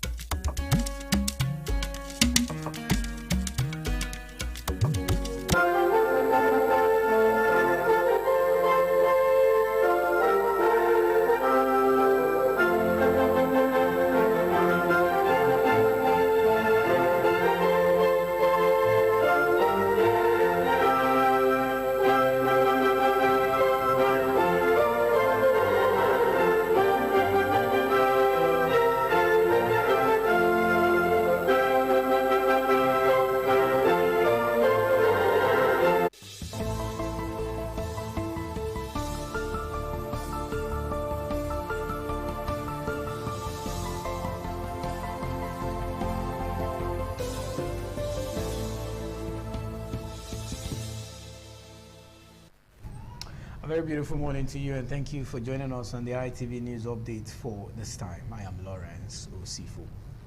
The Shakiri nationality has protested over the alleged marginalization of their ethnic group in the Warri Federal Constituency. The protest followed the 2025 polling unit delineation exercise conducted by the Independent National Electoral Commission, INEC, in Delta State. The protesters, who chanted songs on Monday, occupied the headquarters of the Independent National Electoral Commission, INEC, in Abuja. They called on INEC to revisit the delineation exercise, which, according to them, unfairly favored other ethnic nationalities in the constituency. The protesters said that the redistribution of polling units and the creation of new wards in Warri Federal Constituency was titled against the Ishekiri people. They insisted that the exercise should be reviewed to ensure fairness and equitable representation among the ethnic groups in the area. And the Nigerian Security and Civil Defense Corps, the NSCDC Edo State Command, says it has recorded a breakthrough in its investigation into an alleged online vehicle purchase scam with the arrest of a suspect identified as Momo Rabiu. The suspect is being investigated in connection with the alleged 3.5 million naira fraud linked to the attempted purchase of a Toyota Corolla vehicle through an online auction platform. As crime correspondent Jolade Ojo has more. The Edo State Commandant of the NSCDC, Akintayo Ainila, said the command received a complaint on February 3, 2026, from a man identified as Mr. Olanrewaju Nuruddin, who reportedly intended to purchase a 2010 Toyota Corolla from a US-based car auction website. According to the NSCDC, the complainant later discovered that funds meant for the transaction had allegedly been diverted after suspected fraudsters gained unauthorized access to the online platform. The command said the victim transferred 3.5 million naira into a bank account linked to the transaction. Following the report, the command investigation team was directed to trace those allegedly connected to the incident, leading to the arrest of one suspect. Following a thorough investigation and a court order to assess the account detail, one suspect identified Mr. Momo Rabiu, 24 years old, of Aushi, Edo State, was arrested. The suspect, Momo Rabiu, claimed that his account was being used by his friend, popularly known as Destiny Money, who also deals with used cars. He further admitted to receiving the sum of 277,000 naira as a share of the proceeds. Are you aware that your friend defrauded somebody? No, ma. That is the first time. January 30. We were sitting on a bar, so my friend Destiny now asked me, do you have an account I can transfer money into so you can withdraw and give me cash? And I asked how much. And I said 2.5 million naira. So immediately I was calling the account. So I now receive a lot of 3.5 million naira. The NSCDC says investigations are ongoing while efforts continue to locate and apprehend other persons of interest, including the individual identified as Destiny Money, who remains at large. At the conclusion of the investigation, the suspect will be charged to court accordingly. The command remains committed to combating cybercrime and all forms of criminality in Edo State. From Benin, Jola Adeojo, ITV News. Leaders of the All Progressives Congress APC in Edo State have paid a courtesy visit to His Royal Majesty Omonobanedo Uku Akpolokpolo Oba Eware II alongside Honorable Bedi Ihama following the party's Edo South senatorial primary election. Oluwafemi Farala reports that the party leaders, including the Deputy Governor of the state, Right Honorable Dennis Idahosa, APC Chairman Edo State, Jarrett Tenebe, accompanying Honorable Bedi Ihama to the palace of the Oba of Benin. Barely days after the conduct of APC Edo South senatorial primary election, leaders and stakeholders of the party in Edo State visited the palace of the Oba of Benin. The delegation, led by the Deputy Governor of Edo State, Dennis Idahosa, included party executives and political stakeholders from the Edo South Senatorial District, as well as Honorable Ogbede Iyama. During the visit, the Oba of Benin, Eware II, offered words of advice to members of the delegation.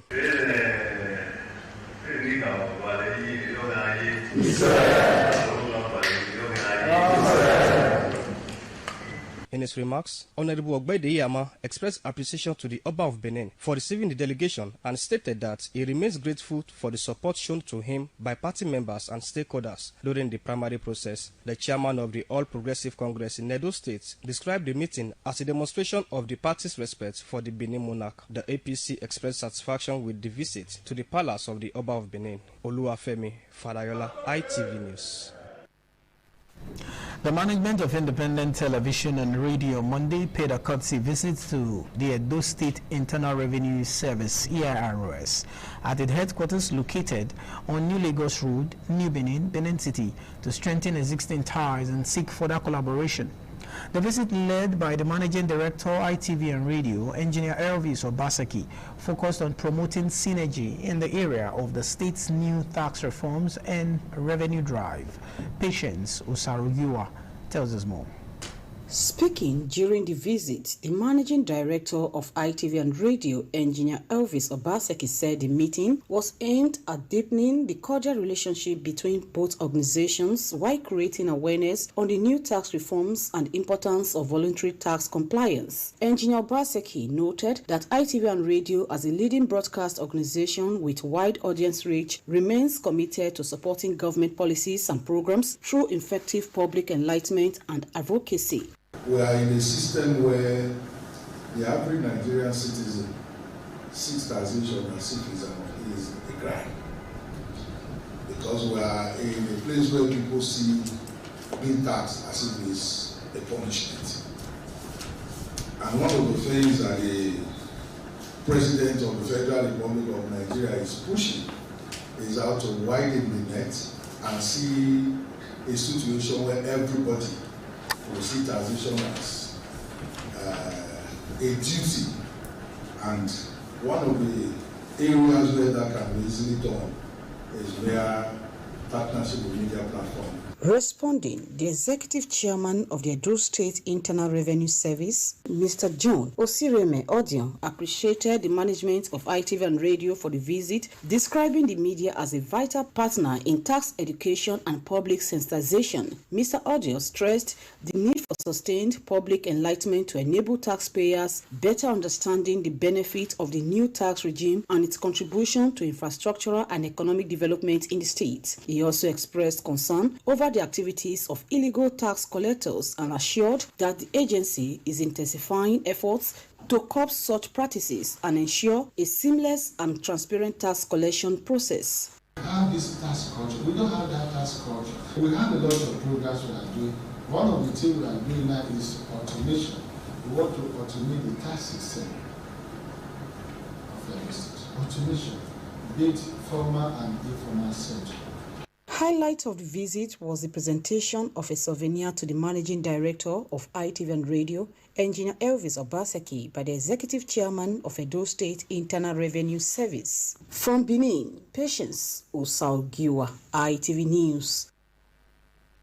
In another development and a gesture of appreciation and goodwill, the management of ITV and Radio, led by the Managing Director, Engineer Elvis Obaseki, on Monday paid a surprise thank you visit to the Chairman and Chief Executive Officer of Uyi Technical Conglomerate, Sir Francis Uyi Omori Oloton, at the company's head office on Mission Road in Benin City.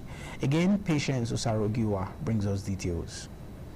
The Managing Director of ITV and Radio, Engineer Elvis Obaseki, said the management deemed it necessary to formally appreciate Sir Francis Uyi Omoyi Oloton for his unwavering support, partnership, and consistent patronage of ITV and Radio over the years. Engineer Obaseki noted that Sir Oloton's goodwill and commitment have contributed significantly to the growth, progress, and stability of the broadcast organization. He described the relationship between ITV and Radio and Uyi Technical Conglomerate as one built on mutual respect, trust, and shared vision for development. Coming in here is primarily to appreciate your support to the ITV and Radio project. Responding, the chairman and chief executive officer of Uyi Technical Conglomerate, Sir Francis Uyi Omoyi Oloton, expressed appreciation to the management of ITV and radio for the thoughtful visit, describing the gesture as a great honor. He also expressed profound gratitude to the founder of the station and Esama of Benin, Sir Chief Dr. Gabriel Osawa Igbinedion, for his continuous support, guidance, and fatherly role in his life. Sir Oloton reaffirmed his commitment to sustaining his partnership with ITV and radio. I'm also a family of ITV. Yes, of course, sir. All those praises, all those emphasis you are laying on me, that from my own father, Chief Esama. I met him as a father, but he now accepts me as a son. I have a lot of relationship from ITV, from even the driver. Relationship I've already built with ITV. I'm telling you today, tomorrow may God keep our alive. Continuity. The visit also featured prayers and thanksgiving by the ITV and radio management, appreciating God for his blessings upon the life and the business of Sir Francis Uyi Omoyi Oloton.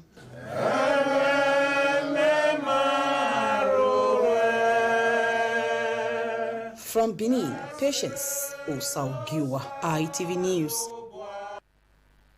For over 2 decades, independent television and radio has marked May 27 Children's Day with pomp and ceremony. This year is not different, as activities have been lined up to celebrate Children's Day. As Williams Yama brings us details. The Children's Day show, tagged Children Peperepe, which is put together to entertain children, will feature match pass competition, cultural dance competition, words formation competition, dancing competition, among others, with fantastic prizes to be won. In line with the objective of this year's theme, Future Now, promoting inclusion for every Nigerian child, ITV and radio is partnering with Great Clarity Eye Care Foundation for free eye screening for all children and attendees. It is hoped parents, guardians, heads of schools, and orphanages will take advantage of this opportunity for the children to derive the benefits inherent in the program.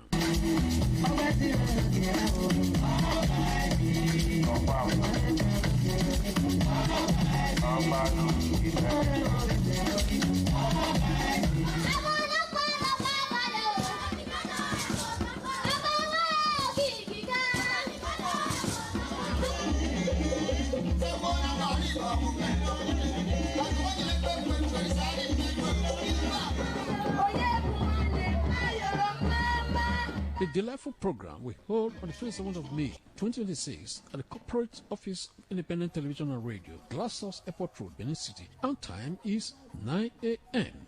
The gate fee is 1,000 naira per person. William Siama, ITV News. And with that, to call it a wrap on the news update for this time, I am Lawrence Osifo, thanking you for watching. Good morning. ITV, certainly the best. This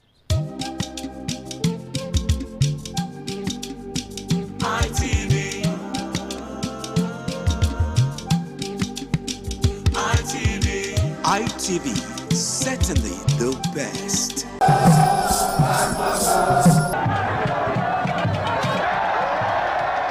The land of Owa is inhabited by the people with common ancestry, language, religion, economic and socio-political ties. However, irrespective of their subtitle differences in language and culture, they share common traditions. The people are known for their hospitality. Owan traced their origin to Benin Kingdom as a result for a man to find a comfortable place for living. The name Owan was derived from the largest and longest river in the area, which is known as Onwian or Onwan. It means one who makes merry in affluence.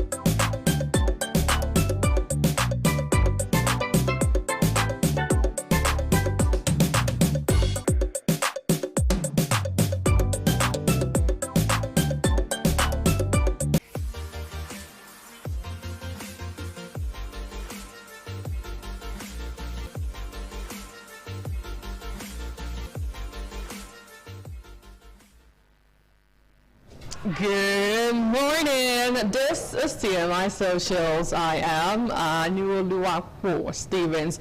Also call me a social media butterfly. Now today we kickstart with hashtag PFN. Yes, PFN. Yesterday we saw them stage a protest. Now the Pentecostal Fellowship of Nigeria yesterday expressed a deep concern over what it described as the worsening state of insecurity across the country, urging the federal government to take immediate and decisive steps to protect lives and restore peace. This is just as it called on the federal government to fulfill its constitutional and moral duty of protecting every citizen, irrespective of tribe or religion, so that the country can truly be a nation where no one is oppressed. Anyway, let's take a listen. Good morning, good evening. Okay. Fellow Nigerians and gentlemen of the press, it's a message from our national president of the Pentecostal Fellowship of Nigeria. Today marks the end of our 3 days of national prayer and fasting and prayer for Nigeria and their country, as proclaimed by the Pentecostal Fellowship of Nigeria PFA. We are burdened for Nigeria today because we seem to have lost our sense of value for human life and its sanctity. The level of banditry, kidnapping, violence, insecurity, and savage killings all across the Nigerian landscape has risen to an intolerable height, so that every Nigerian should cry out against it to God for divine intervention and to our government for immediate and effective action. Now let's see how you reacted to this on social media. We start off with this user who wrote on X, "People will not understand the pressure they had to go through from the powers that be to hold this protest. In the coming days or weeks, there will be a form of pushback." Another user on X reacting this one wrote, let's see. Well, this user says, "Pastor Yemi Davids, Apostle Iran, and the PFN were on the street rallying against the massive insecurity in Nigeria. This is what the early church would have done. Everyone should speak with one voice. Things are worse since the days of Jonathan. Nigerians, wake up." Another user on X wrote, let's see what we have. This one says, "A nation cannot keep fasting and praying over the same problems every year while those in power keep failing. When will action match the speeches?" Well, good question. Well, still on TMI Socials, in a video that has now gone viral, we get to see Pastor Paul Adefarasi, the senior pastor of House on the Rock Church. He has declared Nigeria dead and rotten due to the country's severe economic downturn. Take a look.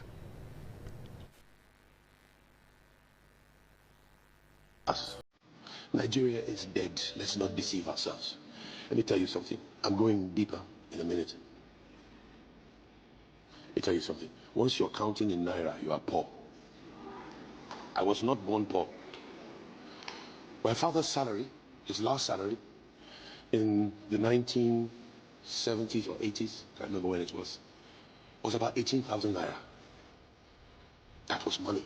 Let me make it clear to you. How much is $1 billion Naira today in dollars? Or 1.4 billion Naira, how much is it in dollars? Only $1 million, Perry. Do you know what $1 billion Naira was when I was 15, 16? $2.8 billion. Well, that's a mathematics going on right there. Now, how did you react to this online? Let's see tweets and reactions. We start off with this user who wrote on X.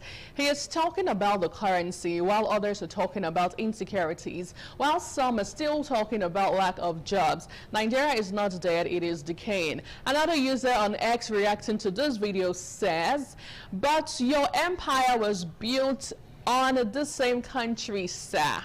Okay, well, still on this bit, this user wrote on X, "Sir, with all due respect, you're a public figure and a leader, a native of Nigeria, if I'm not mistaken. You are a pastor and a person of knowledge. But sorry to say, sir, what do you think your conclusion will do to youth of this country? So we should all conclude we are poor." Now, this guy is saying literally, "I am not poor," whatever you're saying, either ways. But anyway, let's talk politics now. As hashtag ADC trended yesterday with the presidential primaries of that ruling party did hold. Now, allegations of rigging from the opposition party, delegate manipulation and irregularities have disrupted the recent African Democratic Congress ADC primary election across several states.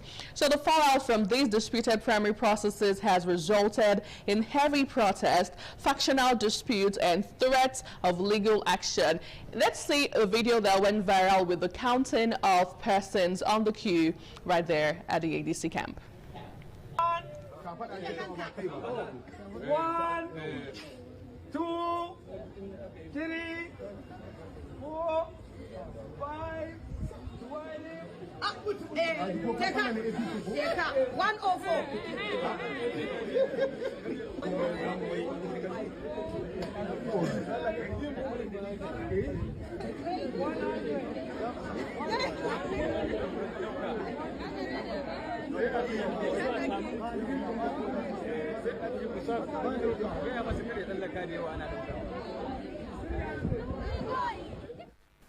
Well, the clear case of crazy things indeed are happening, because tell me how you start counting from 5 to 100 within the space of how many seconds? Well, reacting to this online, let's see what you said. This user wrote, is this the new law political parties have adopted now? Good question. Another user on X reacting says, what I don't understand is why they have to video it and post for the entire world to see.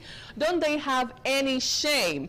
Well, still on the story, this user wrote, these guys are not wise at all. They are in fact daft. Tinubu's APC did theirs, and there was a nationwide criticism, and yet Atiko's people learned nothing. They followed the same path of shame to bad. Well, still talking politics. Yesterday, we saw a viral video from Peter Obi, who was actually saying that those who refuse to count our vote will be counted with it, because this country must work, and as people can no longer take us for granted. Anyway, take a listen to him.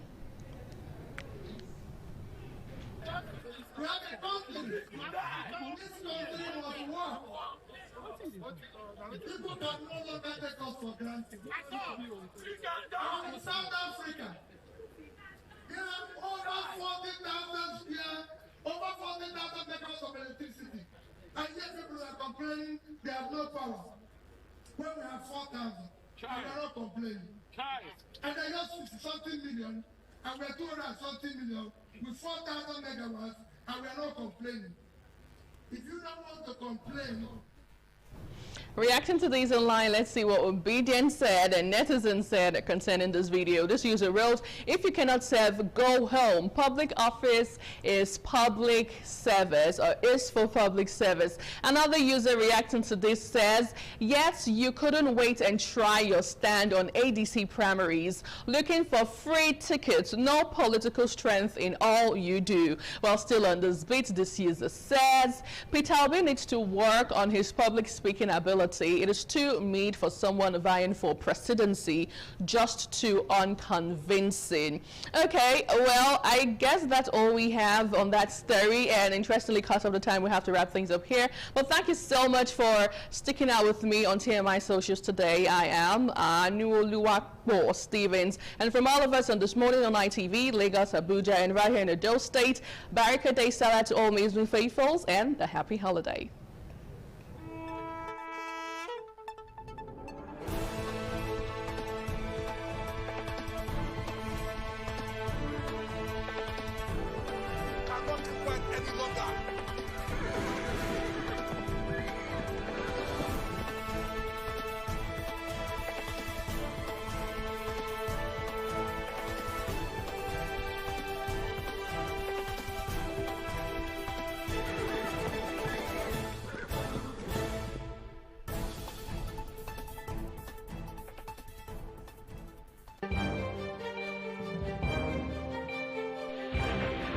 This is ITV.